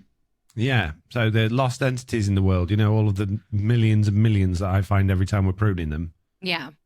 Apparently they said they fixed it. They did say they fixed it, but apparently it's not. However, I've been getting emails from that particular bug report saying a lot of people complaining about the fact that the bug fix that Mojang did doesn't get rid of the ones that existed previously. It just stops more going in. And there's been a lot of people saying, Confusion. well, this isn't fair on like console and things that I can't do a prune on because I've got these entities constantly clogging up my world and, you know, taking up space on my Xbox or my PlayStation or whatever. So, yeah, it would be nice if they could implement a fix to get rid of the ones that aren't supposed to be there. But I'm not 100% sure whether or not it is still adding them into it or not. Oh. Well, I guess the only way for us to know would be the next time that there's ever a prune done to see if we have entities left. So from what it sounds like then, it stopped all future occurrences if you were able to prune it and or not prune it, but didn't take care of all the previous issues for non-pruned worlds. So we're on Truly Bedrock, we're still running 1.19.10. We never even went up to 1.19.11. And I'm pretty hesitant to go to 1.19.21 because of these portal bug issues. I'll hurt you. Yeah. I'll hurt you. Yeah. No, that was suggested and I was like, no. You could put that in the bad idea bin. I'm just saying. Yeah. So I will do a prune at some point when we do go to the next one, but I'm really hoping that 1.19.30 will fix these portal crashing issues, because if it doesn't, we're going to be still on 1.19. I mean, do you want to be woke up like every 2 hours to restart the server? Well, it's got that automatic restart thing, but it takes like 7 minutes to do it, because if you do it any quicker than that, then every time you try and like stop the server for a backup, it like corrupts the backup. So this is a problem with Nodecraft, to be honest with you, because their backup system's useless for Bedrock Edition. And I have brought that to their attention, and they've suggested that, you know, oh, yeah, those are good ideas. Maybe you could write a thing on our feedback page, which I haven't done. But yeah, I love Nodecraft, but oh my god, like they're updating a server is. I don't mind the updating thing too much, because at least it keeps your stuff safe. It's the backup issue for Bedrock Edition is the problem, because it will let you back it up, but if you back it up while it's still running, your backup's corrupted. And if you've got, there's nothing in place to restart a server when it's crashed or stopped, unless you put in a thing like an automated task to detect when a server's stopped, not crashed, just stopped, and then after a certain amount of time restart the server. But then every time you because you've got to obviously create an automated task to stop the server to do a backup, so that it's not corrupted, it then tries to restart the server unless you give it like 7 minutes. And the problem is the backups take so long, even though it only takes them a few seconds to copy the files, the backup system won't kick back in for ages, because it then uploads that backup to like a secure server with the slowest internet connection in the world. So I said to Nodecraft, well, look, just send that trigger. Once the backup's actually taken, send the signal then before it starts uploading it, because then we can get the server back up and running. And their response was, oh, that's a good idea, but in the meantime, what you could do is just, you know, reduce the amount of time. And which I said, well, that's fine, but when the world file size is bigger and it's taking longer to back up, when we're just getting loads of corrupted backups again. So I love Nodecraft. I think they're brilliant, but that system stinks. However, I've never seen another server company actually get it right for Bedrock Edition. So there you go. They're all rubbish. Right. Okay, that's the end of the bug date, which takes us on to the wish list. However, before we go to the wish list, I wish that I could go to the toilet and fill my glass up, because I've drunk quite a lot also. So Jessie, would you be, you know, do the honors and give us a dance break? I actually am going to also go to the Wow. restroom. So yeah, for this Slack. one time, no. No, I gotta go to the restroom too. So it's either Jen comes over here and sings a song, or we insert in awkward music. Awkward music it is. Or, well, I don't want to put Jen on the spot unless Jen wants to, obviously. But yeah, I could do both. Just put Jen on and I'll put some awkward music over the top of it. Fine. Nailed it. Yeah. See you in a minute. Definitely. Be back in a moment. Tell me why. Oh. Ain't nothing but a heat wave. Tell me why. Can't even get a cooled off in the shade. Yeah. Tell me why did I get rid of that pool yesterday? I hate this the heat wave. You know, we just messed up, right? He's gonna play with Yeah, that. love Tell me why. We have to have a heat wave. Tell me why. It can't just rain every day. Tell me why. Would it be better if we lived in Norway? I hate this heat wave. Yes. I'm dying. What I miss? What I miss? No, I'm dead. I died. You're gonna have fun editing. I look forward to listening back to that, whatever it was. Yeah, it was good. Right, okay, wish list. Starting with Jessiie. I haven't got one yet, so I'm going to quickly look quickly. Yeah, go. What's your wish list? I didn't pick one that is on the site anywhere. I just, after, starting new world, purely vanilla, by the way, I would like a way to find dungeons in pure vanilla. Like we have the ender pearl things that get us the strongholds. I want to find a way to find dungeons. I think that would be fun. Okay. Especially with the world size increase. I'm not against that. So what, kind of like an Eye of Ender thing? Yeah, exactly. Just something that, you have to work for in game. Maybe that's a little Ender bit Pearl dangerous. with a shard. Yeah. Ender Pearl with a shard. Yep. Yeah. Okay. I like that idea. Yeah. Yeah. Have we got something in the good ideas bin? Yes. Well done, Jessiie B. You can always rely on you. Excellent. Good. Right. Oh, well, that was a quick one, wasn't it? Slack. Oh, mine's a horrible idea. Mineable spawners. Yes. Oh, what? You said yes?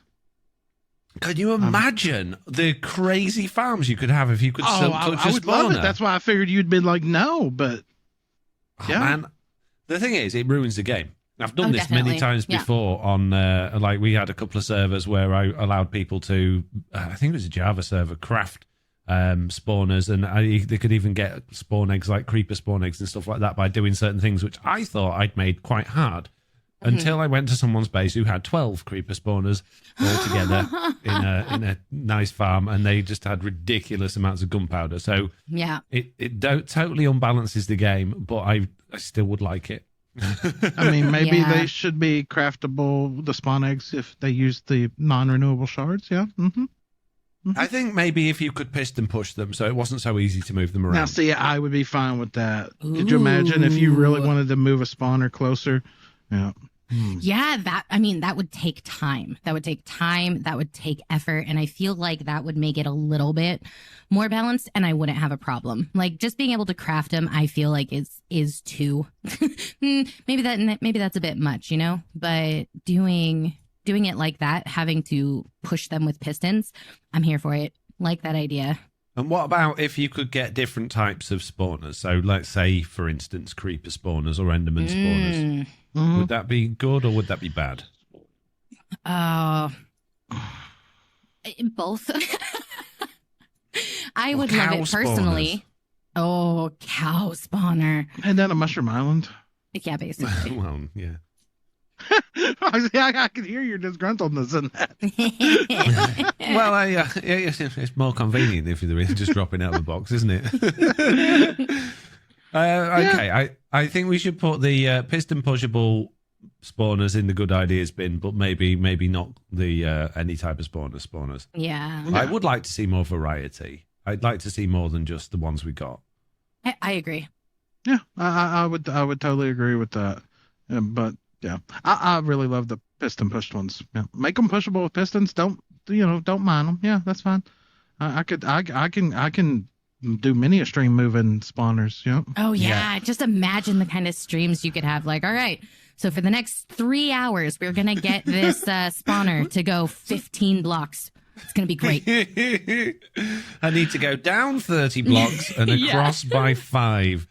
Well, I mean, technically, flying machines, once you get it up to the right level, chugga. That's true. That is true, yeah. Okay, I'll take it back. Put it in the bad ideas bin. Jeez. No, sounds great. No, you can't take it back out. You done put it in. It's good. It's good. My one is something people have asked for years. It's got quite a lot of votes. 1,750 votes. 52 Portal's votes. Not crashing? Actually. Yeah, it is, yeah. No, it's being able to just edit a sign, rewritable signs, rather than have to break it, take it off the wall. Just go up to it and edit it. Just change it. How nice would that be? How convenient. I don't understand why we don't have that one. Like every game I played has a sign they're editable on the wall. Wait a minute, why is Minecraft not like that? Exactly. And why can't you edit a book when it's on a lectern? Yeah. Right? I would agree on that one too. That's annoying. Yeah. So those two things, for me, I think are essential to Minecraft, and they should be put in right now. Yep. Wait, Yep. does that mean every idea we have had today between the three of us was a good idea? That Don't never say that happens. Don't say that Wow. loud. Well, don't worry, Jessiie, because I'm sure there's a load of really bad ideas in the wish list document. Oh, so you're right. let's go Holy, find there's a lot of out. ideas in here. We've had. I mean, I haven't even put them all in Slack. It was ridiculous this week. I think wow. people are really sick of Minecraft at the minute and just want want lots of new features. So let's start with Victim, who says this is. I can already tell this is going to be a bad idea. I love a drink me, eat me, a special bucket of milk enchanted so that it shrinks you and your hitbox so you can walk through one tall passageways. The eat me part would be an enchanted cake, eat it to grow up to be able to walk to up 2 high block elevations and jump 3 blocks up. It reminds me of Alice in Wonderland. I'm sure it's supposed to, but that's the only thing I can think of. Yeah, I'm not sold. convinced on this one. Yeah. No, I'm not sold. I like the idea that can we just have the Java edition being able to trapdoor ourselves into a, that would be that amazing. easier. Yeah. So, sorry, Victim, it's not going in the good idea. No, not a good idea today. Good try. Perhaps Woden's will. All right, let's see. Woden the Old says, wouldn't it be nice if there was a way of sorting out entities without pruning? I play on console, so this is not realistically an option for me. I'm not smart enough to think of a workable idea as there is so much to consider, but a toggle in game would be lovely. Kind of like empty cache kind of thing. Like just push a button. Yeah. Well, without being in creative, right? I mean, kill at E is not going to take care of the entity problem still, right? No, it's not. Oh, no, you're right. Yeah, I don't think this is really a wish list thing, other than if they fixed the bug, it wouldn't exist in the first place. So, it'd be nice if there was like an optimized world button. I think we've covered this before, where it would just like, you could tell it, or even a prune world function in Minecraft itself, where you could tell it I want to keep this part of the world and get rid of everything else, or just optimize my world and get rid of chunks that I haven't been in, or something like that. That would be great if they could implement that. But this specifically, I don't think needs to be in, because hopefully it'll get fixed. Merrick, I wish we could combine coral fans into coral blocks. I'd rather have the reverse. Yeah, I was me just too. thinking the same thing. Yeah, I wish we could decraft the coral blocks into coral fans and stuff. That'd be nice. Kind of like we could take wool into string. That would be nice. Or take string and make cobwebs. Yes. Also nice. Yeah. All of those 3 things, not Merrick's idea, because that's stupid, but the 3 things that we thought of, all in the good ideas bin. Brilliant. Yeah, okay, good. Thanks, Merrick. Xenon177 says, similar to being able to leave the world without saving on console edition, I think it would be nice to be able to roll back to older saves of the world, like in Breath of the Wild. Xenon, you can create copies of the world just by going to the bottom of the game settings screen and clicking copy world. So before you go in a world, just make a copy of the world. And if you're at a point where you want to save it, just go and make a copy of the world.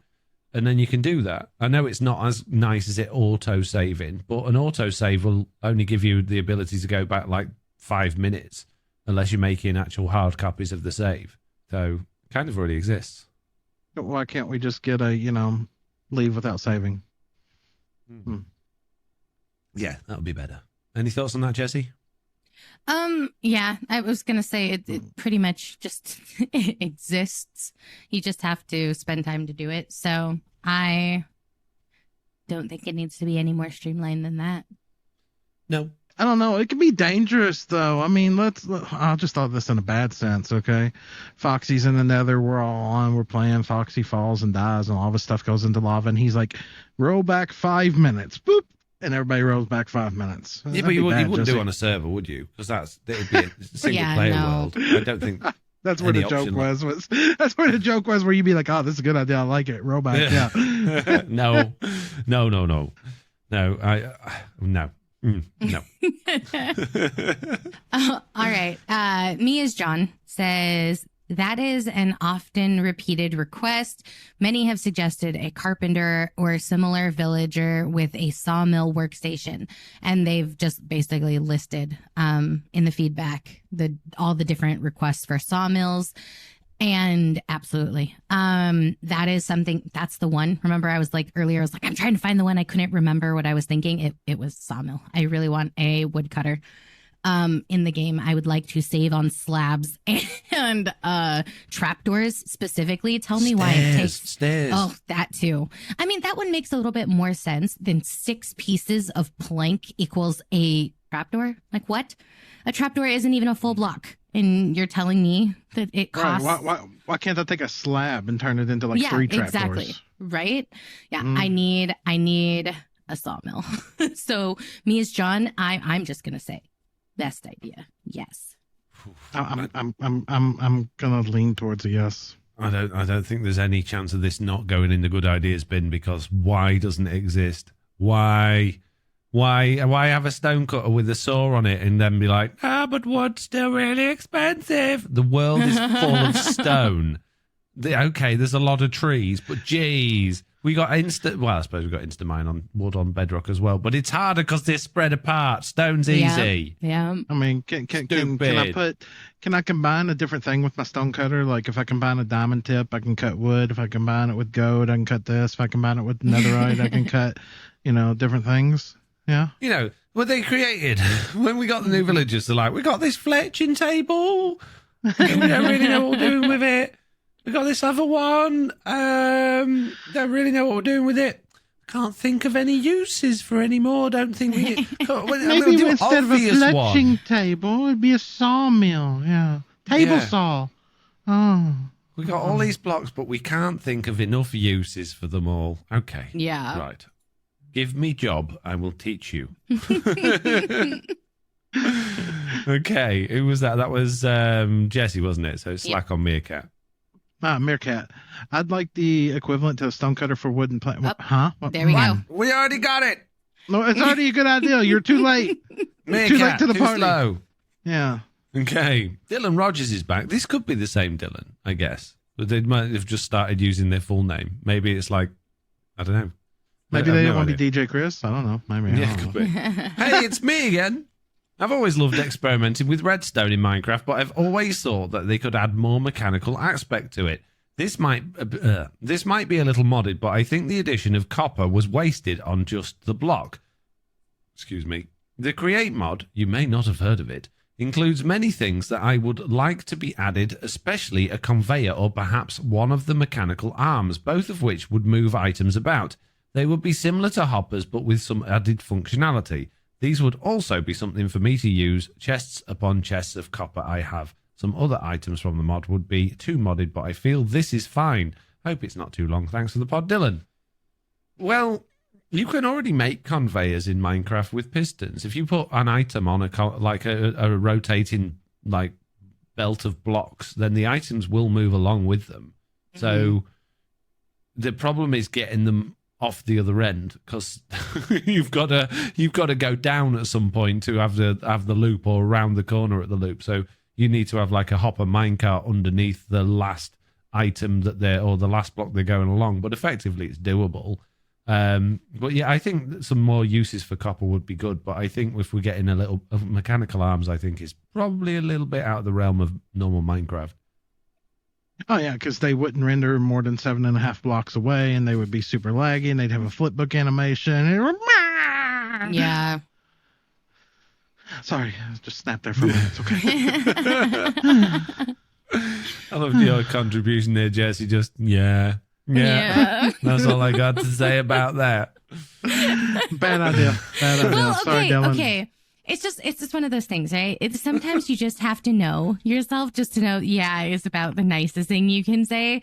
I hate the idea of automation, like in that aspect, in not modded. Like it feels like, okay, then why are you playing Minecraft? And it feels mean to say, well, why are you playing Minecraft? So Yeah, fits. That just feels like Jessie's like, I really don't like automation, and I don't like mending. My pick should break, and I'd have to go make a brand new one every time. No, that never came out of Jessie's mouth. I liked it when I had to repair it with diamonds, and then it got too expensive, and I couldn't use it no more, and I had to go make a new one. Yeah. No. Moving on. Harry Back Now says, wish list, fix village generation. It's broken. It's always been broken. Why are parts of villages generated that are basically disconnected from the rest of the village, or even disconnected by a river? If villagers are intelligent enough to have vocations, not vacations, have vocations. Why would they build their village in such an idiotic manner? Are they too stupid to put stairs and paths? It makes no sense. Thank you for such an excellent podcast about game that I enjoy, except for village generation. I will say, are you okay? That was a very angry clearly, villager rant. Yeah, clearly never ever been to a town or city that runs along a river like most towns and cities do, because oh man. Fair. I do think that there are a lot of village generations that are just completely like, why do that? Why is one house halfway inside of a cliff? Why is another one halfway in like hanging underground off the edge of a mountain? Yeah. And you're just like, I don't understand this. I don't understand what happened here. But as far as the village, in that real life, the argument that they yes, it is the argument that they're intelligent enough to have vocations. Half the Americans out here have a job, and let's be honest, we can look at them and be like, what did they just do? So, you ever been to Kentucky? I'm just saying. Okay, right. Let's the technical scientific reasoning for this, and why it's even more broken since they added crazy terrain generation, is just because it's impossible for the game to know what the terrain's going to be like. So it tries its hardest to place a village in an area where a village is supposed to be, and it tries to do that in a way that doesn't affect the terrain or works around the terrain as much as possible. The problem is, back in the good old days of Minecraft, before we had all of these fancy mountains and hills and valleys and extra wide rivers, the terrain was relatively flat. So when you stuck a village on it, generally speaking, it didn't look out of place. But now it just looks crazy. So I think there's some work to do from them, certainly, in terms to try and get villages to be less janky. But I kind of think it's fun when you go and see a village and there's just weird stuff everywhere. Villages are dumb. They are stupid. It's great. That makes me laugh when I see like houses just hanging off the edge of a cliff and a villager stuck there. Remember on season 3 when we kept going back to that village to get the villagers for the raid farm, and there was just that one at the almost like on a floating island at the top that was totally stuck.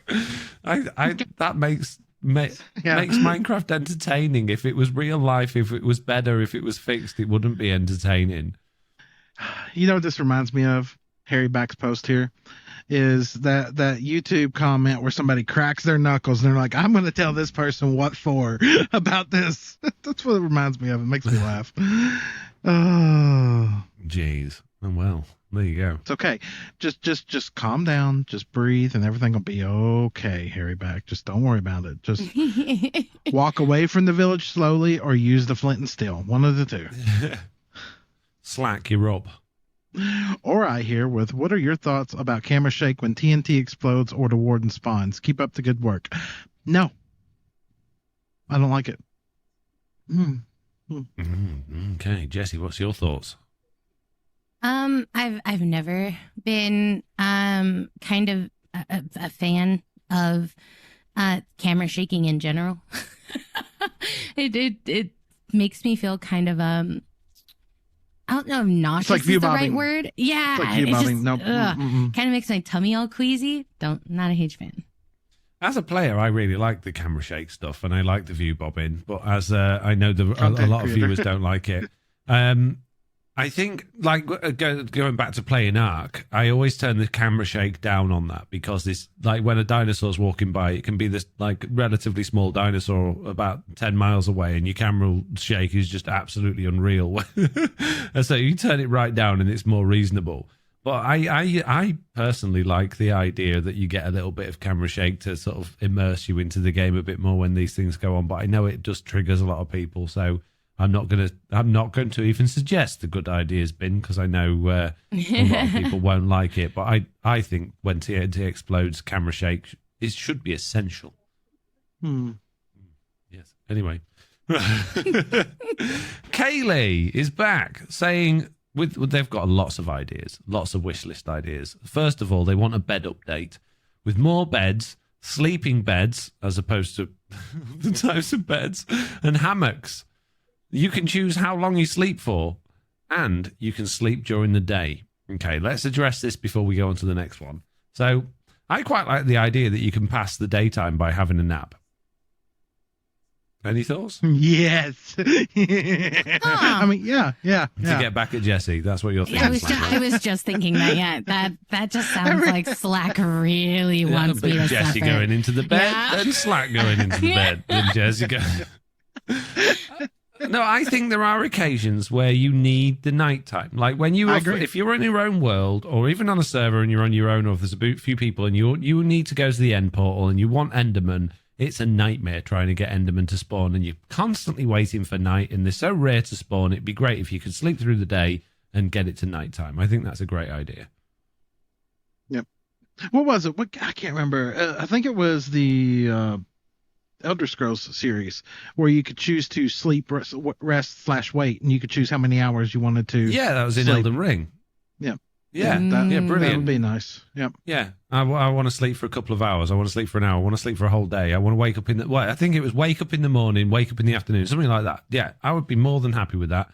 Hammocks, not bothered about. I think more sleeping things, a sleeping bag or something you could take with you rather than a bed, but it's just a bed with a different texture, isn't it? So I think that would be nice, but I don't think there's it's not essential. But I think, I think for me, a bed update could go in the good ideas bin, depending on what you think. Yeah. Yeah. Okay, another from Jessiie. I'm Wow. glad you're still with us here today. Still stuck in the bathroom, I think. A village update. 1, make Atlantis. 1, there would be villagers. 2, a conduit in the middle. 3, or a dome to prevent water from getting through. Underwater villages, basically. I mean, we've had a lot of people asking about mermaids recently. Have you noticed? Yeah, definitely have. I like the idea of underwater villages. I think that it would be fun and different, so I don't have a problem with it. It's just Jeff walking his villager right out the front door and drowning. Yep. Yeah. Sorry. Oh, there's a dome here. There goes Jeff. It would as well, wouldn't it? Just walks past out beyond the conduit's range and just drowns. Yeah. Oh, jeez. Amazing. Yeah, I want it in the game now. Do it. If you think zombies attacking the village is a problem, you wait till you got drowns coming after your villagers. With the tridents, you got no chance. Swimming too. Yeah, I was gonna say the tridents would be enough just to like completely just make you rage quit. You're just every single one of your underwater villages would be empty when you got there. I'm just saying. Absolutely. But I do like the idea. I'm not sure if it's a good idea's been idea, but I like the idea. I really want to just see the villagers walking into the drowning. I was going to say, can we have a fun ideas bin? Like, maybe I don't know that it's good, but does that sound like a fun time? We've got a new bin. Oh, jeez, I'm going to need more room in my office. Jeez, okay. That's a needs revision. Needs revision. Yeah. Okay. But but maybe, Ben, but maybe if we change this and done this. Kaylee's last request is that we add dragons, and to tame them, you can use Elytra. We talked about dragons. I don't know how you would tame a dragon with Elytra. Maybe they eat it. Yeah, that's interesting. I don't know. I wouldn't want to feed my Elytra to anyone. I need it. It's mine. they're too rare. No. I don't know about that one. Yeah. I quite like the Pegasi with the golden apples that we got I earlier. did too. Yeah. Yeah. I'm kind of sold on that one. This one, the last one there, not so much. Yeah. Kaylee, you got one in the good ideas bin, one in a brand new fun ideas bin, and one, I'm sorry, but it's just getting shredded. It's going to be a no. Yeah. That's a no from me. Yeah. Yep. Which is, unfortunately, the end of our wish list, which takes us on to our Q&A, which is normally the longest section of the podcast. Let's hope it doesn't take too long this week. Huh? No, we're not there yet, Slack. No. We've still got time, and I just need to rearrange a few things quickly just to make it easier for everybody. So just bear with me while I do some admin. There we go. That should solve the problem. Starting with Tyler give B. me the small one. Yeah, thank you. Thank you. Question for Jessiie. Oh, there's 3 questions in this one. Question for Jessiie, or should I say Jenny, as Foxy loves calling you for some reason. What happened to calling Foxy Diamond Hunk? What?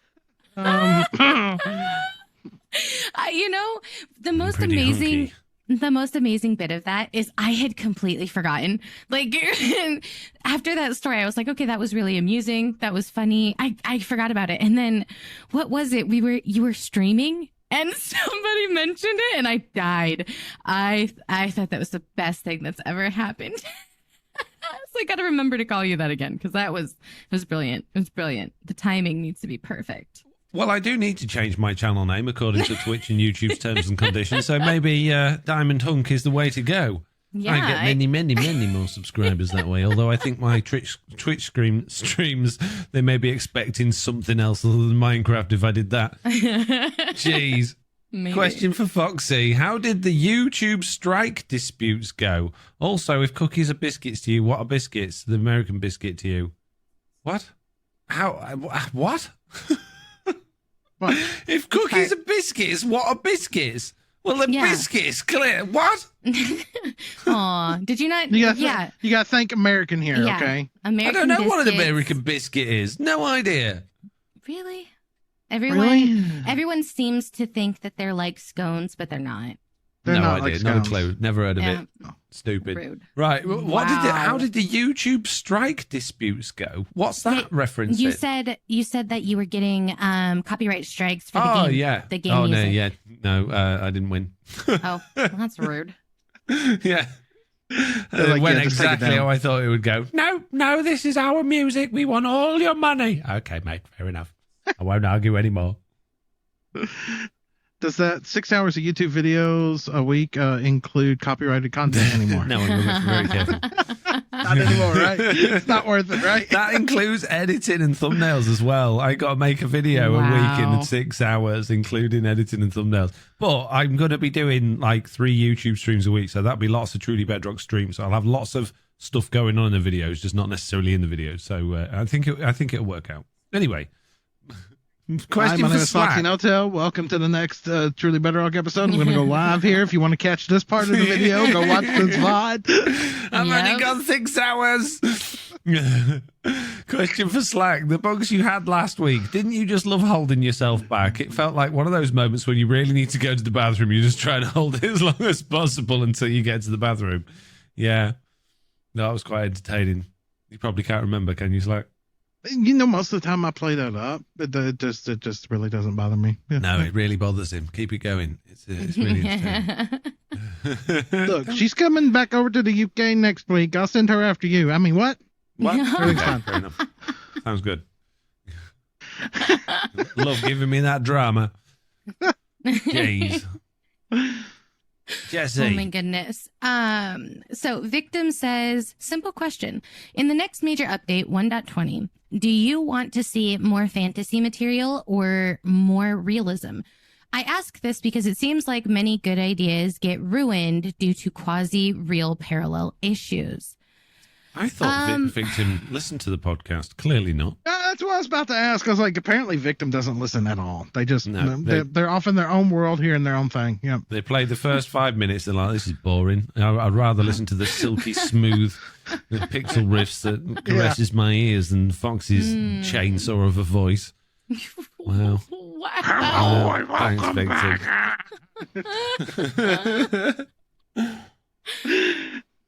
Yeah. Sorry, Jessiie. No, we're not talking to Victim. Victim should pay attention to the podcast more. Well, we have covered it to death, to be fair. We've talked about how much fantasy we want for like weeks, but carry on, Jessiie. Yeah, Victim, I will talk to you, even though, yes, we have discussed this at length. We all really would like... Wow. Sorry. I was just trying to speak for a second. It's just... That's how I sound if I don't have water.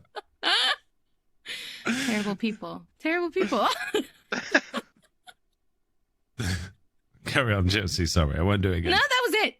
Okay. Just we want fantasy. She's not talking to you. Yeah, not talking to you no more.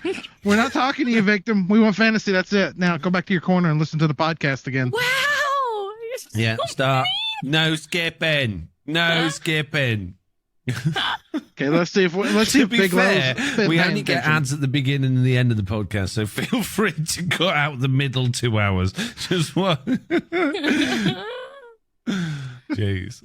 Let's see if Big Lo's been paying attention here. Big Lo, I am sure this has already been asked before. Well, apparently they haven't been. But how do you deal with burnout from playing Minecraft? Badly. You get burnt out. Yeah. Yeah, I think we spend a lot of time struggling and denying that we're burnt out. Like, I know I will be like, no, I'm fine. I'm totally fine. Everything's great. Like, this is totally okay. I'm not burnt out. I'm totally fine. And then the next week, I'm like, guys, I'm so burnt out. I'm so tired. I did too much. Yeah, and then how it go? Oh, you're going to be burnt out for the next month. You just did a month of streaming. You're done. You just don't know it yet. Yeah, you're going to have that first day after all this that you don't stream. You're going to be like, this feels weird. Huh. And then the next day you're going to wake up and you're going to sit down in front of your computer and go, I'm going to go record. And you're going to be I don't know what to do. And that's how it happens. I don't even know the last time I recorded anything. I'm not even going to lie. I've been streaming so much that I don't think I've recorded a clip in over a month. It feels like, unfortunately. What I do is I come up with new ideas, like making vlogs or doing spreadsheets that tell me not to make Minecraft videos. And then you allocate specific time for Minecraft videos. Yeah, exactly. Yeah. Oh, I can only do 2.5 hours a week. Sorry, guys. Spreadsheet said. Not beneficial. Yeah. Just like Not that. my fault, this spreadsheet. If you pay me more money, I could do more. My goodness. Maybe if you subscribed a little more, I could make more videos. But no, you can't be bothered. Terrible. We're terrible people. No, it's difficult dealing with burnout. Pay your stream fee before genuinely. you sit down. The only thing you can do for burnout is just take a break. So realistically, it's the only thing you can do. You can't avoid it. You can try and avoid it. But it's one of those things. If you're playing Minecraft a lot, it doesn't matter what you're doing, how much you've planned, all of the ideas you've got, you're going to get to a point where you just want to turn it off for a bit and do something else, and just do that. There's lots and lots of other things to do in your life than just play Minecraft. So just go and do that. Well, burnout's real and burnout happens. And I'll tell you something that somebody told me one time. And when I thought about it, it really made me feel weird. One day you will place your final block. Don't say that. Don't say it. One day you will place your final block. No. With impossible. every intention to probably get on the next day and play again. Wow. And that'll probably be on October the 16th after you've just listened back to Minecraft Live where they told you Minecraft Java Edition's ending. So, yeah. Weird. Nope. Right. Who's next? Was it me? Yeah. Yep. Aiden Shin says, hey, FJS, and any other guests you might have this week. It's Aiden. My question is, do you think there's going to be a Minecraft 2.0? If so, do you think it's going to be a massive update or not? I hope that there are no ideas for Minecraft 2.0 because I think it would be impossible for them to replicate what they've got going on. absolutely. I would say Bedrock Edition is as close to a Minecraft 2.0 as we've got. So basically they went, it's Java Edition or Java code's rubbish. Let's make something that works on everything and do a really good job. And they made Bedrock Edition. And it works really well. And look, that was a massive success. It generally has been a success, to be fair. I know there's a lot of bugs in it and people complain about it, but it has. I think that's as close to Minecraft 2.0 as you're going to get. But you never know what these crazy kids at Minecraft have got. These baby-faced developers are like, Minecraft 2.0, man. We're going to have greenstone. All the grass is going to be blue. We're going to have other things. I mean, what year will that update be? I mean, we're on Minecraft 1.19.2. You know? Wow. When do we get to Minecraft 2.0? Just asking. It doesn't work like that.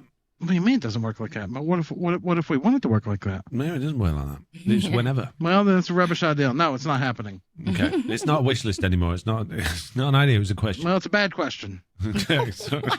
Wow. Jeez. I tell you what, there's a difference in mood doing this on a Sunday night to a Thursday night. Yeah, just going to put that out there. Okay. Jessiie. We're a little more feisty. Space Frogger 28 says, hello, console player here. It has always bugged me that we can't get mods or maps imported into our worlds. Do you think that there is a way to fix this, like with modding in Skyrim and Fallout? I just feel like Microsoft is really squeezing our wallets for nothing but a world with a mod on it. Thanks. Love the podcast for work. There's a really easy way to fix it. It's quite expensive, but just buy a PC. Yeah. I mean, as a console player, you're literally funding Bedrock Edition. Yeah. Just saying. Sorry, Jessiie. You go on. That was true. I don't.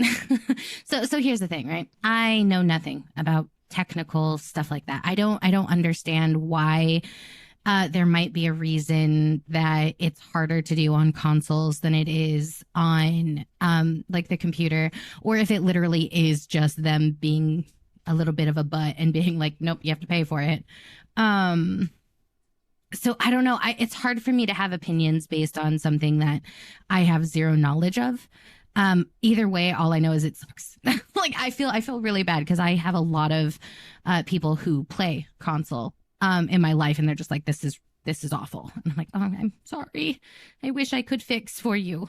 One of the biggest reasons you can't get third-party stuff on games on console is because the likes of PlayStation or Sony and Microsoft don't want code in their software that they haven't validated, or that the software company hasn't validated.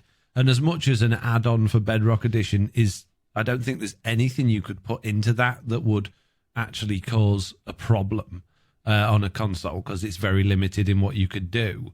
They don't want consoles crashing. They don't want, people ringing up technical support saying this is broken. They don't want, their software to be hacked. So there's a lot of reasons behind why the consoles lock down the ability to inject files into your system and fiddle with game code like that. Whereas on a PC, it's kind of a lot more open, and not even phones are locking things down now as well. Obviously the marketplace exists, and I would hope that at some point on the marketplace, because I have been asking very nicely for a long time, that we will be able to get add-ons through the marketplace. Mm-hmm. But I think that's as good as it's going to get, and I don't think that'll happen for a relatively long time. Slack, thoughts? They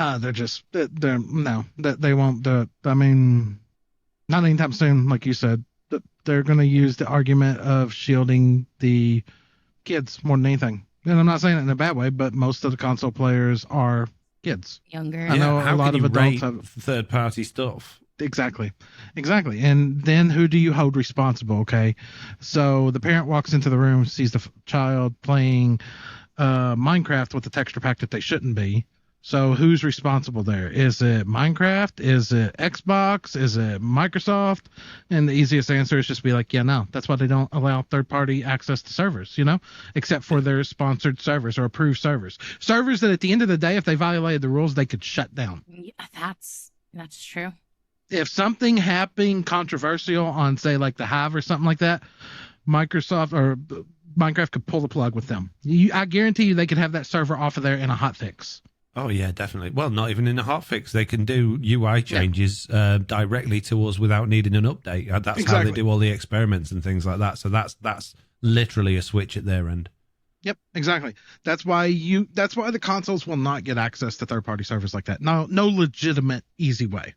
No. Are there shady ways? Yeah, but they're not going to do it. And the biggest argument that they're going to always have is the kids. I mean, it's like when they originally said that they were going to offer third-party support to servers on console editions and stuff like that. And Nintendo's like, whoa. You know, wait, you want us to allow our younger audience to connect to anybody? Yeah, nah. And suddenly they backpedaled on that and they took away that option, you know, because they said it was going to be there to begin with. There was articles on this, and then they backtracked on it.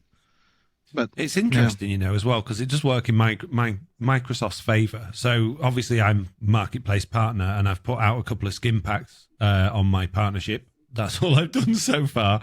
And if you look at the statistics of who's downloaded those skin packs, which obviously I have access to, the majority of people are people on PS4s. And you would think, well, does that mean there's more PS4 players playing Bedrock than anything else? No, that's not the case. It's that those people don't have literally any other way of getting stuff onto their content other than Marketplace. Whereas phones, PCs, some Xboxes, other consoles can obviously get stuff There's shady ways to get stuff on, Yeah. Whereas PS4s are so locked down, the only chance you've got. So basically, that means that the marketplace for Minecraft is really benefiting from this. So, and Sony is as well, because they get a share of the profits from that through it being sold through PlayStation. So there really is no reason for them to call out a big name, but what was it? It was Doc M the other day that made the tweet.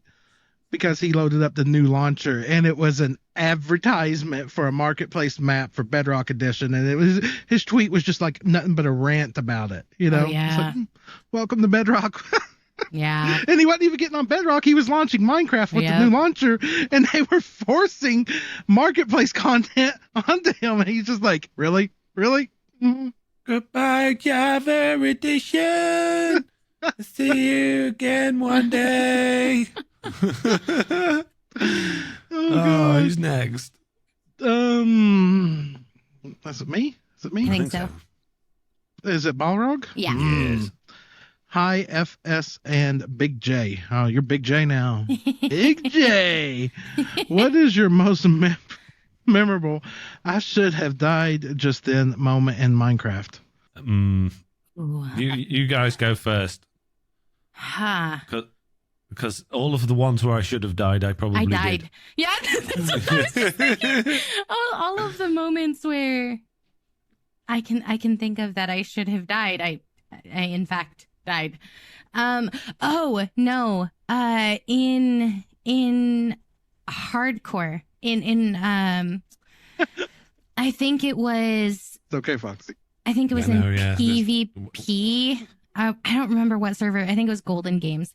I fell. I fell off of like a cliff, and I landed like on just like a block. It must have been like 11, 12, some odd blocks down. I lived with like half a heart, and I was like, "There's no way. There's no way I should have made that," because it was way further with no armor than I remember being able to be possible. And yeah, I should have died and didn't. This is why I don't like to go first, because my memory is just totally blank. But now you've said that, I remember recently on the hardcore stuff I was doing with Mitts, I fell down a hole a really long way with no feather falling and just didn't take any damage, which is amazing because I think I should have died. And then when the other day on stream, when I yet again fell through Tiz's floor in the what's it called, the nether hub, and just straight into the lava. If I didn't have that fire resistance on me, then that would have been it. That would have been gone. So yeah, both of those. What about you, Slack? Pretty much the same. You're flying and you smack into something. You're like, oh, that should have killed me. Yep. And then you have that moment of where you ballerina twirl and you touch down like a leaf kissing the edge of a pond, and you explode to no. Yeah. You're like, that made no sense whatsoever. Yeah, then maybe the question should be, what's the most memorable I died but I shouldn't have? Oh, yeah. I've had... That was just the other day. Yep. I went up some scaffolding. Boom, boom, boom. Season 2, I had a really good one. I was flying in my nether base, going out, and I popped a totem and still died. Well, just within maybe a 50 block span. I launched up in the air, took off flying, damage, totem pop. Oh my God, I cut off the elytra to try to land because I had the regeneration from the totem. And before I even hit the ground, I took more damage and died. Yep. With the totem regeneration on. Yep. Crazy.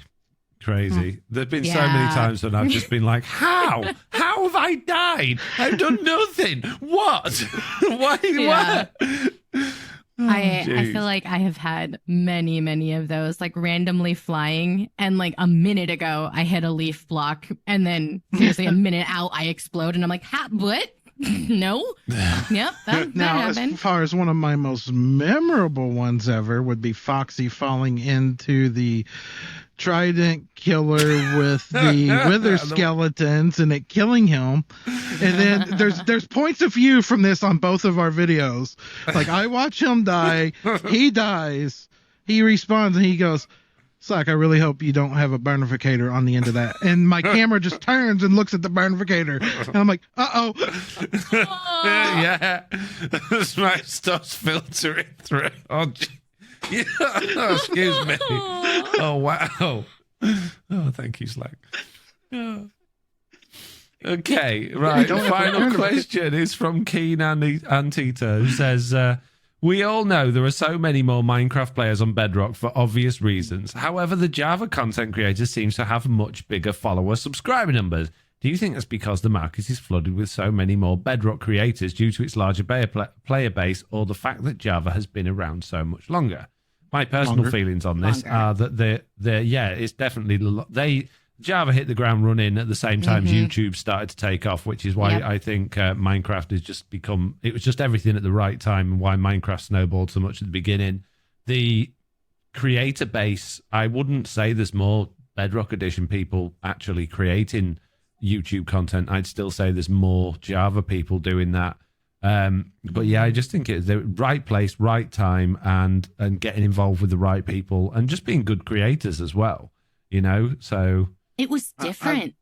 It was something that was different, that hit at the right time. It wasn't so oversaturated, and most of the players, or most of the creators who you will notice have like these massive followings and stuff, it's gathered over a long time. Like in the last few years, I remember big creators just barely hitting 1 million, whereas they've been doing this for